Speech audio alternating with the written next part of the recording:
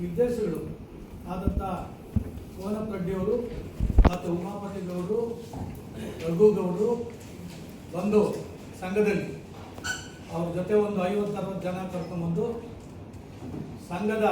ಸಂಘದಲ್ಲಿ ನೀವು ಮಾಡ್ತಾ ಇರ್ತಕ್ಕಂಥದ್ದು ಅವ್ಯವಹಾರವನ್ನು ಮಾಡ್ತಾ ಇದ್ದೀರಾ ಅಂಥೇಳಿ ಸಂಘದ ಪದಾಧಿಕಾರಿಗಳ ಸಂಘದ ನಿರ್ದೇಶಕರ ಮೇಲೆ ಘೋಷಣೆಯನ್ನು ಕೂಗಿ ಸಂಘಕ್ಕೆ ಅವಮಾನವನ್ನು ಮಾಡಿದ್ದಾರೆ. ನಾನು ಏನಂತ ಹೇಳ್ತೀನಿ ಈ ಸಂದರ್ಭದಲ್ಲಿ ಅಂದರೆ, ನಮ್ಮ ಕಾರ್ಯಕಾರಿ ಸಮಿತಿ ಸದಸ್ಯರಿರ್ಬೋದು, ಎಲ್ಲ ನಿರ್ದೇಶಕರಿರ್ಬೋದು, ಯಾವುದೇ ಒಂದು ಅವ್ಯವಹಾರವನ್ನು ಮಾಡಿಲ್ಲ. ಅವ್ರು ಹೇಳಿದ್ದೇನು, ನಾವು ಅಪಾಯಿಂಟ್ಮೆಂಟ್ ಮಾಡ್ಕೊಳ್ಳೋದಕ್ಕೆ ನಾವು ಆದೇಶನೇ ಕೊಟ್ಟಿಲ್ಲ, ಅವ್ರು ಏಕಾಏಕಿ ಆದೇಶನ ಮಾಡ್ಕೊಳ್ತಾರೆ ಅಂದ್ಬಿಟ್ಟು ಆಪಾದನೆ ಮಾಡಿದ್ದಾರೆ. ಅವರು ಮತ್ತೆ ಸರಿಯಾದಂಥ ರೀತಿಯಲ್ಲಿ ಮಾಡ್ತಾ ಇಲ್ಲ ಅಂತ ಮಾತನ್ನು ಕೂಡ ಹೇಳಿದ್ದಾರೆ. ಮತ್ತು ಇಲ್ಲದ ಸಲದ ದೌರ್ಜನ್ಯ ಮಾಡ್ತಾ ಇದ್ದಾರೆ ಅಂತ ಹೇಳ್ಬಿಟ್ಟು ನಮ್ಮ ಮೇಲೆ ಎಲ್ಲ ನಿರ್ದೇಶನ ಆಪಾದನೆಯನ್ನು ಮಾಡಿದ್ದಾರೆ. ನಾನು ಈ ಮೂಲಕ ಆ ಕೋನಪ್ರೆಡ್ಡಿ ಇರ್ಬೋದು, ಉಮಾಪತಿ ಇರ್ಬೋದು, ರಘುಗೌಡ ಇರ್ಬೋದು ಒಂದು ಮಾತನ್ನು ಹೇಳಕ್ಕೆ ಇಚ್ಛೆ ಪಡ್ತೀನಿ. ಯಾಕೆ ಅಂತಂದರೆ ತಾರೀಕು 17/9/2025 ಸಭೆಯಲ್ಲಿ NMC ನಾವು ಬೋಧಕ ಸಿಬ್ಬಂದಿಗಳನ್ನ ನೇಮಕ ಮಾಡ್ಕೊಬೇಕು ಅಂತ ಹೇಳಿ ಅವತ್ತಿನ ಬೋಧಕೇತರ ಸಿಬ್ಬಂದಿಗಳನ್ನ ನೇಮಕ ಮಾಡ್ಕೊಬೇಕು ಅಂತ ಹೇಳಿ ಅವತ್ತಿನ ಪ್ರಧಾನ ಕಾರ್ಯದರ್ಶಿಗಳಾದಂಥ ಕೋನಪ್ರೆಡ್ಡಿಯವರು ಆದೇಶ ಮಾಡ್ತಾರೆ. ಆ ಆದೇಶ ಪ್ರತಿ ನನ್ನ ಹತ್ರ ಇದೆ. 17/9 ಅದಾದ ನಂತರ ಮತ್ತೆ ಇನ್ನೊಂದು ಡೇಟಲ್ಲಿ 17/2020 ಅದೇ ಡೇಟಲ್ಲಿ ಇನ್ನೊಂದು ಡೇಟಲ್ಲಿ ಅದೇ ಡೇಟಲ್ಲಿ ಏನು ಮಾಡ್ತಾರೆ, ಇಲ್ಲಿ NMC ನಿಯಮಾನುಸಾರ ಆಸ್ಪತ್ರೆ ಈ ಕೆಳಗಂಡ ಪಟ್ಟಿ ಅನುಸಾರ ನೇಮಕಾತಿ ಮಾಡುವುದು ಅಗತ್ಯವಿದ್ದು ಈ ಬಗ್ಗೆ ಸಭೆಯು ಪರಿಶೀಲನೆ ನಡೆಸಲಾಗಿದೆ. 35 ಜನ. ಆಮೇಲೆ ವಿಶೇಷ ಕಾರ್ಯಕಾರಿ ಸಮಿತಿ ಸಭೆಗೆ ನೇಮಕಾತಿ ಬಗ್ಗೆ ಕಂಪ್ಯೂಟರ್ ನೇಮಕ ಮಾಡಿಕೊಡಬೇಕು ಅಂತ ಕೊಟ್ಟಿದ್ದಾರೆ. ಸೊ ಈ ಒಂದು ಕಾರ್ಯಕಾರಿ ಸಮಿತಿ ಅನುಮೋದನೆ ಪಡ್ಕೊಂಡ್ಮೇಲೆ ನಾವು ಈಗ ಅಧ್ಯಕ್ಷರಾಗಿದ್ದು ನಮ್ಮ ಕಾರ್ಯಕಾರಿ ಸಮಿತಿ ಸದಸ್ಯರೆಲ್ಲ ಇದ್ದೀವಿ. ನಮ್ಮ ಆಸ್ಪತ್ರೆ ಇರ್ಬೋದು, ವಿವಿಧ ಇಲಾಖೆಯ ವಿದ್ಯಾಸಂಸ್ಥೆಗಳಿರ್ಬೋದು, ಅದಕ್ಕೆಲ್ಲ ಕೂಡ ನಾವು ಕಂಪ್ಯೂಟರ್ ಆಪರೇಟರ್ನ ನೇಮಕ ಮಾಡಿಕೊಡುವಂಥ ಪರಿಸ್ಥಿತಿ. ಯಾಕೆಂದರೆ ನಮ್ಮ ಪ್ರಿನ್ಸಿಪಾಲ್ ಬಂದು ನೀವು ನೇಮಕ ಮಾಡ್ಕೊಳ್ತೀವಿ ಅಂತ ಇನ್ನೂ ನಾವು ತನಿಖೆ ಸಸ್ಪೆಂಡ್ ಮಾಡಿ, ಯಾಕೆಂತಂದರೆ ಮಹಿಳಾ ನಿಯಮದ ಪ್ರಕಾರ ಯಾವುದೇ ವಿಚಾರವನ್ನ ಸಭೆ ಮಾಡ್ತೀವಿ. ನಾವೆಲ್ಲ ಆಲ್ರೆಡಿ ಅಮಾನತಾಗಿದ್ದಾರೆ. ಅವರು ಆಲ್ರೆಡಿ ಅಮಾನತಾಗಿದ್ದಾರೆ. ಕೋರ್ಟ್ನಲ್ಲಿ ಕೇಸ್ ಪೆಂಡಿಂಗ್ ಇದೆ. ಇಂಥ ವಿಚಾರಗಳೆಲ್ಲ ಇಟ್ಕೊಂಡು ಅವ್ರು ಬಂದು ಯಾರನ್ನ ಕರ್ಕೊಂಡ್ಬಂದು ಏಕಾಏಕಿ ಬಂದು ಮಾತಾಡೋದಲ್ಲ. ಅಂಥವ್ರು ನಮ್ಮ ಹತ್ರ ನೇರವಾಗಿ ಬಂದು ಮಾತಾಡ್ಬೋದಾಗಿತ್ತು. ನಾನು ತಪ್ಪು ಮಾಡಿಲ್ಲ ಅಂದಮೇಲೆ ನಾನು ನೇರವಾಗಿ ಬಂದು ಮತ್ತೆ ಕೇಳ್ಬೋದಾಗಿತ್ತು. ಯಾಕೆ ಕೇಳಲಿಲ್ಲ? ಕೋರ್ಟ್ಗೆ ಹೋಗಿ ಯಾಕೆ ಸ್ಟೇ ಹೋದ್ರು? ಅಮಾನತಾಗಿದ್ದಾರೆ, ಆಲ್ರೆಡಿ ಆಗಿದ್ದಾರೆ. ಅಲ್ಲಲ್ಲ, ಪ್ರಾಥಮಿಕ ಸದಸ್ಯತ್ವದಿಂದ ಅಮಾನತು. ಬೈಲಾ ಪ್ರಕಾರ ನೇರ ನೇಮಕಾತಿ ಅಂದ್ರೆ ಹೆಂಗೆ, ಯಾವ ರೀತಿಯಾಗಿ ಇರುತ್ತೆ ಹೇಳಿ ಸರ್. ಹೌದು, ನೇರ ನೇಮಕಾತಿ ಹೆಂಗ್ ನಡೆಯುತ್ತೆ ಹೇಳಿ ಸರ್. ಅಲ್ಲ, ವೃಂದ ಮತ್ತು ನೇಮಕಾತಿ ಅವರು ಬೋಧಕಿಯರಿಗೆ ಈಗ ಯಾವ ಎಜುಕೇಶನ್ ಕಂಪ್ಯೂಟರ್ ಆಪರೇಟರ್ ತಗೊಳ್ತೀವಿ, ಅವರು ಡಿಗ್ರಿ ಹೋಲ್ಡರ್ ಆಗಬೇಕು. ನೇರ ನೇಮಕಾತಿ ಪ್ರೋಸೆಸ್ ಹೇಗೆ ಅಂತ ಹೇಳಿ.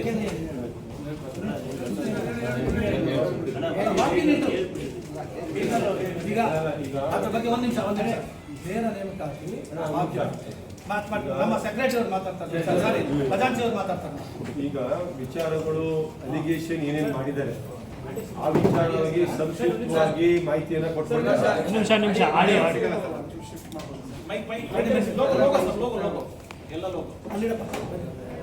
ಮಾತಾಡ್ಬಿಟ್ಟು ಶಾರ್ಟ್ ನೋಟಿಸ್ ಅಲ್ಲಿ ತಾವೆಲ್ಲ ಬಂದಿರೋದು, ಶಾರ್ಟ್ ನೋಟಿಸ್ ಅಲ್ಲಿ ತಾವೆಲ್ಲ ಇಷ್ಟು ಸಂಖ್ಯೆಯಲ್ಲಿ ಬಂದಿರೋದು ಬಹಳ ಸಂತೋಷ. ಏಕೆಂದರೆ ಇವತ್ತು ಎಲೆಕ್ಟ್ರಾನಿಕ್ ಮೀಡಿಯಾ, ಮುದ್ರಣ ಮೀಡಿಯಾ ಹಾಗೂ ಸಾಮಾಜಿಕ ಜಾಲತಾಣಗಳು ಬಹಳ ತೀಕ್ಷ್ಣವಾಗಿ ತ್ವರಿತಗತಿಯಲ್ಲಿ ಸತ್ಯ ಮಾಹಿತಿಯನ್ನು ರವಾನೆ ಮಾಡೋದ್ರಲ್ಲಿ ತಾವು ಮುಂಚೂಣಿಯಲ್ಲಿರುವಂಥದ್ದು ಬಹಳ ಸಂತೋಷ. ಅದರಲ್ಲೂ ವಿಶೇಷವಾಗಿ social media, WhatsApp group media ಇಂಥವಕ್ಕೆ ವಿಶೇಷವಾಗಿ ನಾನು ಅವರಿಗೆ ಸ್ವಾಗತವನ್ನು ಕೋರ್ತೀನಿ. ಯಾಕೆಂದರೆ ಅತ್ಯಂತ ವೇಗವಾಗಿ ಜನರನ್ನು ತಲುಪಿಸುವಂಥದ್ದು, ಜನರು ಸುಧಾ ಬರ್ತೀನಿ ಜನರು ಸುಧಾ ಸತ್ಯಗಳನ್ನ ಪರಿಶೀಲನೆ ಮಾಡದೆ ವೇಗವಾಗಿ ಪ್ರಚಾರ ಆಗ್ತಾ ಇರೋದು ಎಲ್ಲೋ ಒಂದ್ ಕಡೆ ನೋವಿನ ಸಂಗಾತಿ. ಆ ವಿಚಾರವಾಗಿ ನಾನು ಈ ಪತ್ರಿಕಾಗೋಷ್ಠಿಯ ಮನೆ ಅಧ್ಯಕ್ಷರು ಒಂದೆರಡು ವಿಚಾರವನ್ನ ಹೇಳಿದ್ರು. ಇದನ್ನು ಮುಂದುವರಿಸ್ತಾ ಏನು ಕೋನಪ್ಪ ರೆಡ್ಡಿ ಅವರು ಸಸ್ಪೆಂಡ್ ಮಾಡಿದ್ರು ಅನ್ನೋ ಅಲಿಗೇಷನ್ ಹಾಕಿದ್ದಾರೆ. ಕೋನಪ್ಪ ರೆಡ್ಡಿ ಅವರನ್ನ ಸಸ್ಪೆಂಡ್ ಮಾಡಿದ್ದು 2024 ಇದೇ ಕಮಿಟಿ ಯಾರು ಅಲಿಗೇಷನ್ ಮಾಡಿದ್ರು ಕೋನಪ್ಪ ರೆಡ್ಡಿ ಸಸ್ಪೆಂಡ್ ಮಾಡಿದ್ರು ಅಂತ ಹೇಳಿದ್ರು. ಸದಸ್ಯತ್ವದಿಂದ ವಜಾ ಮಾಡಿದ್ದು 2024 ವಜಾ ಮಾಡ್ತಾರೆ. ಅವತ್ತು ಯಾರಿದ್ರು? ಅವತ್ತು ಅಧ್ಯಕ್ಷ ಯಾರು, ಸೆಕ್ರೆಟರಿ ಯಾರು, ಖಜಾಂಚಿ ಯಾರು? ಅವತ್ತು ಆದೇಶ ಕೊಟ್ಟವರು ಯಾರು? ಅವರು ಪಕ್ಕದಲ್ಲಿದ್ದವ್ರೆ. ಅವತ್ತು ಖಜಾಂಚಿ ಆಗಿದ್ದು ಉಮಾಪತಿ ಅವರು. ಅವತ್ತು ಕೋನಪ್ಪ ರೆಡ್ಡಿ ಸಸ್ಪೆಂಡ್ ಮಾಡ್ತಾರೆ. ಇವತ್ತು ಜೊತೆಲಿ ಬಂದಿದ್ದಾರೆ ಅವರು. ಐತೆ ಇವಾಗ ತಿರ್ಗಾ 2025 ಅವರು ಸಸ್ಪೆಂಡ್ ಆಗ ಕಾರಣ ಏನಂದ್ರೆ 2024 ಸಸ್ಪೆಂಡ್ ಆದ ಸಂದರ್ಭದಲ್ಲಿ ಏನಕ್ಕಾದ್ರು ಅಂತ ಕೋರ್ಟ್ ಹೋಗಿ ಸ್ಟೇ ತಗೋಬರ್ತಾರೆ. ಅದಾದ್ಮೇಲೆ ಸಹಕಾರ ಮಹಾಮಂಡಳಿಯವರು ಕಂಪ್ಲೀಟ್ ದಾಖಲಾತಿಗಳು ತರಿಸ್ಕೊಂಡು ಮಾರ್ಚಲ್ಲಿ 2026 ಮಾರ್ಚಲ್ಲಿ ಒಂದು ವರದಿಯನ್ನ ಕೊಡ್ತಾರೆ. ನಿಮ್ ಸಂಸ್ಥೆಯಲ್ಲಿ ಈ ರೀತಿ ಅಲಿಗೇಷನ್ ಆಗಿದೆ, ಈ ತಪ್ಪುಗಳಾಗಿವೆ, ಇವ್ರ ಮೇಲೆ ನೀವು ಕ್ರಮ ಕೈಗೊಳ್ಬೇಕು ಅಂತ ನಮ್ಗೆ ಸಹಕಾರ ಮಹಾಮಂಡಲದವರು ಕಳಿಸ್ಕೊಡ್ತಾರೆ. ಆ ಒಂದು ಆದೇಶದ ಮೇರೆಗೆ ಈ ಸಂದರ್ಭ ಈಗ ಕೋನಪ್ಪ ರೆಡ್ಡಿ ಅವರು ಸಸ್ಪೆಂಡ್ ಆಯ್ತಾರೆ. ಪ್ರಾಥಮಿಕ ಸದಸ್ಯತ್ವದಲ್ಲಿ ಮತ್ತೆ ಸಸ್ಪೆಂಡ್ ಆಯ್ತಾರೆ. 2ನೇ ಬಾರಿ ಮಾರ್ಚ್ ಸಸ್ಪೆಂಡ್ ಆಯ್ತು. ಈಗ ಮಾರ್ಚ್ ಏಪ್ರಿಲ್ ಸಸ್ಪೆಂಡ್ ಆಯ್ತಾರೆ. ಈಗ ಕೋರ್ಟ್ ಅಲ್ಲಿ ಅವರು ಕೇಸ್ ನಡೀತಾ ಇದೆ. ಅವ್ರಿಗೆ ಸ್ಟೇ ಸಿಕ್ಕಿಲ್ಲ, ಕೇಸ್ ರನ್ನಿಂಗ್ ಅಲ್ಲಿ ಇದೆ. ಕೇಸಿನ ವಿಸ್ತಾರ ಏನಪ್ಪಾ ಅಂದ್ರೆ ಅವತ್ತು ಶಂಕರನಾರಾಯಣ ವರದಿ ಏನಿರ್ತದೆ 2017 ಶಂಕರನಾರಾಯಣ IAS ಅಧಿಕಾರಿ ಒಬ್ರು ಈ ಸಂಸ್ಥೆಯ ಸಂಪೂರ್ಣ ಏನು ತಾರತಮ್ಯ ಇದೆ, ಪ್ರಮೋಷನ್ ತಾರತಮ್ಯ ಏನಿದೆ ಅದ್ರ ಬಗ್ಗೆ ಸಂಪೂರ್ಣವಾಗಿ ತನಿಖೆ ಮಾಡಿ ವರದಿಯನ್ನ ಕೊಡ್ತಾರೆ ಶಂಕರನಾರಾಯಣ IAS ಅಧಿಕಾರಿ 2017. ಅದ್ರಲ್ಲಿ ಏನ್ ಹೇಳಿರ್ತಾರೆ 22 ಸಮಯದಲ್ಲಿ 22 ಒಂದು ವರದಿಯನ್ನ ಕೊಡ್ತಾರೆ. ಅದ್ರಲ್ಲಿ ಏನ್ ಹೇಳ್ತಾರೆ, ಏನೇನ್ ತಪ್ಪಾಗಿವೆ, ಯಾರ್ಯಾರ ಸಂಬಳ ಯಾವಾಗ ಕೊಡ್ಬೇಕಾಗಿತ್ತು ಅಂತ. ಎಜಿಪಿನ ಅಸಿಸ್ಟೆಂಟ್ ಪ್ರೊಫೆಸರ್ 2017 ನೋಡಬೇಕು ಅಂತ ಅವ್ರು ಆದೇಶ ಮಾಡ್ತಾರೆ. ಆ ಒಂದು ಆದೇಶ ಕಾಪಿಯು EC ಇಟ್ಟು ಅದನ್ನ ಅಪ್ರೂವಲ್ ತಗೋತೀವಿ ನಾವು. ಅಪ್ರೂವಲ್ ತಗೊಂಡ್ಮೇಲೆ ಅದು ಮುಗೀತು ಅಂತ ಕರ್ತ. ಅಲ್ಲಿಗೆ ಆಚೆಗೆ ಯಾವ್ದಾರ ಸಮಸ್ಯೆ ಇದ್ರೆ ಆ ಸಂಬಂಧಪಟ್ಟ ಯಾರು ಪ್ರೊಫೆಸರ್ಗಳು ಇರ್ತಾರೋ ಅವರನ್ನು ಅರ್ಜಿ ಕೊಡಬೇಕು, ಅದು EC ತೀರ್ಮಾನ ಆಗಬೇಕು. ತದನಂತರ ಅದನ್ನು ಮಾಡಿಫಿಕೇಶನ್ ಮಾಡಬೇಕು ಅಥವಾ ಕೋರ್ಟ್ ಬಗ್ಗೆ ಆದೇಶ ಮಾಡ್ಕೊ ಬರ್ಬೇಕು. ಅವು ಯಾವುವು ಆಗ್ದೇನೆ ಶಂಕರನಾರಾಯಣ ವರದಿ ಏನ್ ಕೊಟ್ಟಿದ್ರು ಆ ಲಾಸ್ಟ್ ಪೇಜ್ ಅಲ್ಲಿ 2017 ಇದ್ದನ್ನ 2012 ಅಂತ ಇವರೇ ತಿದ್ದಿ 2012ರಿಂದ ಇವರು AGP ಫಿಕ್ಸ್ ಮಾಡಿ ಸ್ಯಾಲರಿನ ಕೊಡ್ತಾರೆ. ಇದರಿಂದ ಸಂಘಕ್ಕೆ 5,06,00,000 ನುಕ್ಸಾನ್ ಆಗ್ತಿದೆ. ಈ ವರದಿ ಆಧರಿಸಿ ಏನು ಆ ಸಹಕಾರ ಮಹಾಮಂಡಲಗಳು ಅವ್ರ ಮೇಲೆ ಕ್ರಮ ಕೈಗೊಳ್ಳಬೇಕು ಅಂತ ಕೊಟ್ಟ ಮೇಲೆ ನಾವು ತಗೊಂಡಿರೋದು ಕ್ರಮನ. ಸೊ ಹಾಗಾಗಿ ಅವ್ರು ಸಸ್ಪೆಂಡ್ ಆಗಿರೋದು ವಿಚಾರವಾಗಿ ತಮ್ಮ ಮುಂದೆ ಗಮನ ತರ್ತಾ ಇರೋದು. ಅಲಿಗೇಷನ್ ಮಾಡ್ತಾರೆ ಯಾರು ಉಮಾಪತಿ ಅವರು ಏನಂತ, ನಕಲಿ BG ಕೊಟ್ಟಿರೋರ್ಗೆ, ಬ್ಲಾಕ್ ಲಿಸ್ಟ್ ಹಾಕಿರೋರ್ಗೆ ಮರು ಕರಾರನ್ನ ಮಾಡ್ಕೊಂಡಿದ್ದಾರೆ ಅಂತ ತಾವೆಲ್ಲ ನಾವು ನೋಡಿರ್ಬೋದು. ಈ ಮರು ಕರಾರನ್ನ ಮಾಡಿಕೊಟ್ಟಂತವ್ರು ಯಾರು? ಅವರ ಪಕ್ಕದಲ್ಲೇ ಅವತ್ತು ಕೂತಿದ್ದ ಮಾನ್ಯ ಕೋನಪ್ಪ ರೆಡ್ಡಿ ಅವರು ಸೈನ್ ಮಾಡಿದ್ದಾರೆ. ಇಲ್ಲಿ ಯಾಕೆ ನಾನು ಸೋಷಿಯಲ್ ಮೀಡಿಯಾದ ಮೇಲೆ ಬಹಳ ವಿಶ್ವಾಸದಲ್ಲಿ ಮಾತಾಡ್ತೀನಿ ಅಂದ್ರೆ, ಯಾರೋ ಉದ್ವೇಗದಲ್ಲಿ ಏನೋ ಮಾತಾಡಿದಾಗ ಅದು ಯಥಾತತ್ವವಾಗಿ ಹೊರಟಾಗ ಒಂದು ಮನೆಗೆ ಅವ್ರ ಹೆಂಡತಿಗೆ, ಮಕ್ಕಳಿಗೆ, ಕುಟುಂಬಕ್ಕೆ ನೋವಾಗ್ತದೆ. ಸತ್ಯಗಳನ್ನ ದಾಖಲಾತಿ ಇಟ್ಕೊಂಡು ಮಾತಾಡಿದ್ರೆ ನಮ್ಗೆ ಏನು ಬೇಜಾರು, ತಪ್ಪಾಗಿದ್ರೆ ನಾವು ಒಪ್ಕೋತೀವಿ, ತಪ್ಪನ್ನ ಸರಿ ಮಾಡ್ಕೊಳ್ಳೋಕೆ ನಾವು ಸಿದ್ಧರಿದ್ದೀವಿ. ಇವತ್ತು ಏನು BG ಬ್ಲಾಕ್ ಲಿಸ್ಟ್ ಕೊಟ್ಟವ್ರಿಗೆ, ನಕಲಿ BG ಕೊಟ್ಟವ್ರಿಗೆ ಅವ್ರಿಗೆ ಕರಾರು ಮಾಡ್ಕೊಂಡವ್ರೆ ಅಂತ ಅಲಿಗೇಷನ್ ಮಾಡ್ತಾರೆ. ನಕಲಿ BG ಅಂದ್ರೆ ಅಡ್ವಾನ್ಸ್ ಕೇಳ್ತಾರೆ ಅವರು. ಆ ಅಡ್ವಾನ್ಸ್ ಗೆ ಅವರು ಬ್ಯಾಂಕ್ ಗ್ಯಾರಂಟಿ ಕೊಡಬೇಕು. ಇದು ಸುಮಾರು ಹೇಳ್ತೀನಿ ಒಂದ್ ನಿಮಿಷ. ಹಾಸ್ಪಿಟಲ್ದು B ಬ್ಲಾಕ್ ಸುಮಾರು 30 ಕೋಟಿ ಚಿಲ್ಲರೆ ಕಾಮಗಾರಿದು ಒಬ್ಬರಿಗೆ KVR ಅನ್ನೋರಿಗೆ ಟೆಂಡರ್ ಆಯ್ತದೆ. ಅವನಿಗೆ ಅಡ್ವಾನ್ಸ್ 1,96,00,000 ಅಡ್ವಾನ್ಸ್ ಕೊಡಬೇಕಾಗುತ್ತೆ. 5% ಹಂಗೆ ಅಂದಾಜು ಮೊತ್ತ ತಮ್ಗೆ ಗಮನ ತರ್ತಾ ಇರೋದು. ಈ 5% ಅವ್ರಿಗೆ ಅಡ್ವಾನ್ಸ್ ಕೊಡಬೇಕು ಅಂದ್ರೆ 5% BG ಕೊಡಬೇಕು. ಅವರು BGನ ನಕಲಿ ಕೊಡ್ತಾರೆ. KVR ಕನ್ಸ್ಟ್ರಕ್ಷನ್ ನಕಲಿ ಅಂದ್ರೆ ನಮ್ಗೆ ಗೊತ್ತಿಲ್ಲ, ನಕಲಿ ಅಂತ ನಾವು ಅನ್ಕೊಂಡಿದೀವಿ, ನಕಲಿನೇ ಅದು ಬಿಡಿ. ಅವರು ದಾಖಲಾತಿ ಕೊಡ್ತಾರೆ. ಅವತ್ತಿನ ಉಪಾಧ್ಯಕ್ಷರು ಇಲ್ಲಿ ಬರೀತಾರೆ, ಇಲ್ಲಿ ತಮ್ಗೆ ದಾಖಲಾತಿಗಳನ್ನ ನಾನು ದಾಖಲಾತಿಯಿಂದ ಯಾವುದನ್ನು ಮಾತಾಡಲ್ಲ. ತಾವು ಯಾವ ಕೋರ್ಟ್ಗೆ ಎಲ್ಲೇ ಅವತ್ತಿನ ಉಪಾಧ್ಯಕ್ಷರು ರಾಘವೇಂದ್ರ ಅವರು ಇದ್ದಾರೆ ಇಲ್ಲಿ, ಅವ್ರು ಬರೀತಾರೆ ಏನಂತ, ಬ್ಯಾಂಕ್ ಗ್ಯಾರಂಟಿಯನ್ನು ದೃಢೀಕರಿಸಿ ನಂತರ ಅವ್ರಿಗೆ ಅಡ್ವಾನ್ಸ್ ಕೊಡೋದು ಅಂತ ಬರೀತಾರೆ. ಆ ಬರೆದ ಸಂದರ್ಭದಲ್ಲಿ ಅವತ್ತಿನ ಅಧ್ಯಕ್ಷರು ಅದನ್ನೇ ಬರೀತಾರೆ, ಆಯ್ತು ಬಿಜಿ ಕನ್ಫರ್ಮ್ ಮಾಡ್ಕೊಂಡು ಕೊಡಿ ಅಂತ. ತದನಂತರ ಫೈಲು ಖಂಡಿಕೆ ಆ ಬಿಜಿ ವಿಚಾರಣೆ ಬರೋದಿಲ್ಲ, ಬಿಜಿ ಪರಿಶೀಲನೆ ಆಯ್ತೋ ಇಲ್ವೋ ಏನೂ ಇಲ್ಲ ಈ ಖಂಡಿಕೆಯಲ್ಲಿ. ಏಕಾಏಕಿ ಅಂದಿನ ಆಡಳಿತ ಮಂಡಳಿ ಅವತ್ತು ಯಾರಿದ್ರು, ಅವತ್ತು ಅಧ್ಯಕ್ಷರು, ಅವತ್ತು ಕಾರ್ಯದರ್ಶಿಗಳು, ಅವತ್ತು ಖಜಾಂಚಿ ಇದೇ ಉಮಾಪತಿ ಅವರು ಸೈನ್ ಮಾಡ್ತಾರೆ, ಬಿಜಿ ರಿಲೀಸ್ ಮಾಡುವ ಪೇಮೆಂಟ್ ರಿಲೀಸ್ ಮಾಡಬಹುದು ಅಂತ. 1,92,00,000 ರೂಪಾಯಿ ದುಡ್ಡು ಅವತ್ತು ಅವರು ಪೇಮೆಂಟ್ ರಿಲೀಸ್ ಮಾಡ್ತಾರೆ. ಅವಾಗ ಬಾಲಣ್ಣವರು ಅಧ್ಯಕ್ಷರು ಇದ್ರು, ಆಯ್ತಾ, ಇದನ್ನ ರಿಲೀಸ್ ಮಾಡ್ತಾರೆ. ಅಮೌಂಟ್ 1,92,00,000 ರಿಲೀಸ್ ಮಾಡ್ತಾರೆ. ಬಿಜಿ ಬರ್ದಿದ್ರು. ನಂತರ ನಾವು ಬಿಜಿನ ಅಡ್ವಾನ್ಸ್ ಕೊಟ್ಟು ಮಾಹಿತಿ ಗೊತ್ತಿದ್ದಾಗ ಅದು ನೆಕ್ಸ್ಟ್ ಇಸಿಲಿ ನಾವು ತಕರಾರು ತೆಗಿತೀವಿ, ಬಿಜಿ ಕನ್ಫರ್ಮ್ ಆಗಿಲ್ಲ ಅಂತ. ಆಗ ಬಿಜಿ ಕನ್ಫರ್ಮ್ ಹೋದಾಗ ಎಲ್ಲಾ ಬಿಜಿಗಳು ನಕಲಿ ಫ್ರಾಡ್ ಬಿಜಿಗಳು ಕ್ರಿಯೇಟ್ ಮಾಡಿರ್ತಾರೆ. ಆ ಸಂದರ್ಭದಲ್ಲಿ ನಾವು ಅಂತ ಕಾಂಟ್ರಾಕ್ಟ್ ನ ಬ್ಲಾಕ್ ಲಿಸ್ಟ್ ಹಾಕ್ತಿವಿ, ಹಾಕ್ಬೇಕು ಬ್ಲಾಕ್ ಲಿಸ್ಟ್ ಅಂತ. ಇದೇ ಇಸಿ ತೀರ್ಮಾನ ಆಗ್ತಿದೆ, ಯಾರು ಬಿಜಿ ನಕಲು ಕೊಟ್ಟಿದ್ದಾರೆ ಅವರ ಬ್ಲಾಕ್ ಲಿಸ್ಟ್ ಮಾಡಬೇಕು ಅಂತ ತೀರ್ಮಾನ ಆಗಿದೆ. ತೀರ್ಮಾನ ಆದ ವಿಚಾರಣೆ ಅವರು ಪ್ರಸ್ತಾವನೆ ತಮ್ಮ ಮುಂದೆ ಸಲ್ಲಿಸಿದ್ದು. ಅದೇ ಅವ್ರು ಹೇಳ್ತಾ ಇರೋದು, ನಾವಲ್ಲ. ಕೆಲಸ ಮಾಡ್ತಾ ಇರೋ ಯಾರಿದ್ದಾರೆ ಟೆಂಡರ್ ಕೊಟ್ಟರು ಅಂತ ಹೇಳ್ತಾರೋ ಅವ್ರಿಗೆ ಅಗ್ರಿಮೆಂಟ್ ಮಾಡಿರೋದು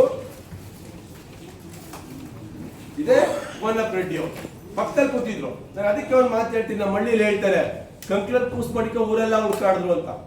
ಏನ್ ಹೇಳ, ಕಂಕ್ಳಲ್ಲಿ ಖಾಲಿ ಚೌರ್ಗೆ ಇಟ್ಕೊಂಡ್ಬಿಡ್ತಾರೆ, ಚೌರ್ಗೆ ಎಲ್ಲಿ ಅಂತ ಹುಡ್ಕಾಡೋದು. ನಾನು ಮೂಲ ಗ್ರಾಮೀಣ ಪ್ರದೇಶದಿಂದ ಬಂದಿರೋದು ಆಗಿ ಮಾತಾಡ್ತೀನಿ. ಕಂಕ್ಳಲ್ಲಿ ಚೌರ್ಗೆ ಇತ್ತು, ಪಕ್ಕದಲ್ಲೇ ವನ್ನಪ್ಪ ರೆಡ್ಡಿ ಅಗ್ರಿಮೆಂಟ್ ಸೈನ್ ಮಾಡೋ ಕೇಳಬಹುತ್ತಲ್ಲ, ಯಾಕ್ರಿ ನೀವು ಬ್ಲಾಕ್ ಲಿಸ್ಟ್ ಹಾಕಿದ್ದವ್ರಿಗೆ ತಿರ್ಗಾ ನೀವು ಅಗ್ರಿಮೆಂಟ್ ಸೈನ್ ಮಾಡಿದ್ರಿ ಅಂತ ಕೇಳ್ಬೋದಿತ್ತಲ್ವಾ? ಯಾಕೆ ಕೇಳಿಲ್ಲ? 1,96 ಏನು ಫೇಕ್ ಬಿಜಿ ಅವ್ರಿಗೆ ಅಡ್ವಾನ್ಸ್ ಕೊಟ್ರಿ, ಅದು ಅಲಿಗೇಷನ್ ಮಾನ್ಯ ಉಮಾಪತಿ ಅವ್ರ ಮೇಲೆ ಇದೆ, ಅದು ಸುಧಾ. ಇದೇ ವನ್ನಪ್ಪ ರೆಡ್ಡಿ ಅವರು ಅಕ್ಟೋಬರ್ ತಿಂಗಳು 2025 ಸಹಕಾರ ಮಹಾಮಂಡಳಿಗೆ ಹೋಗ್ಬಿಟ್ಟು ಆ ಸಂದರ್ಭದಲ್ಲಿ ನಮ್ಮ ಟೀಮಲ್ಲಿ ಇರ್ತಾರೆ ಉಮಾಪತಿ ಅವರು, ನಾವೆಲ್ಲ ಅಪೋಸಿಟ್, ಇಲ್ಲಿ ಗೊತ್ತಲ್ಲ ಆಡಳಿತ ವಿರೋಧ ಪಕ್ಷ ಆ ಕಡೆ ಇರ್ತಾರೆ. ಆ ಸಂದರ್ಭದಲ್ಲಿ ವನ್ನಪ್ಪ ರೆಡ್ಡಿ ಅವರು ಹೋಗಿ ಹೇಳ್ತಾರೆ, ಈ ಅಲಿಗೇಷನ್ 1,96,00,000 ಇಂಥವೆಲ್ಲ ಫ್ರಾಡ್ ಆಗಿದೆ, ಬ್ಲಾಕ್ ಬಿಜಿ ತಪ್ಪಾಗಿರೋರಿಗೆ ಅಡ್ವಾನ್ಸ್ ಕೊಟ್ಟವ್ರೆ, ಇವ್ರ ಮೇಲೆ ಕ್ರಮ ಕೈಗೊಳ್ಳಬೇಕು ಅಂತ ಹೇಳಿಕೆಯನ್ನ ಸಹಕಾರ ಮಹಾಮಂಡಳಕ್ಕೆ ಕೊಡ್ತಾರೆ ಅವರು, ಇಲಾಖೆಗೆ ವನ್ನಪ್ಪ ರೆಡ್ಡಿ ಅವರು. ಆ ಒಂದು ದೂರಿನ ಅನ್ವಯ ಮೊನ್ನೆ ಮಾರ್ಚ್ ಅಲ್ಲಿ ಸಹಕಾರ ಮಹಾಮಂಡಳದವರು 1,96 ಕೊಟ್ಟಿರೋದು ತಪ್ಪು, ಇದು ತಪ್ಪಾಗಿದೆ, ಇವ್ರ ಮೇಲೆ ಕ್ರಮ ಕೈಗೊಳ್ಳಿ ಅಂತ ಹೇಳ್ತಾರೆ.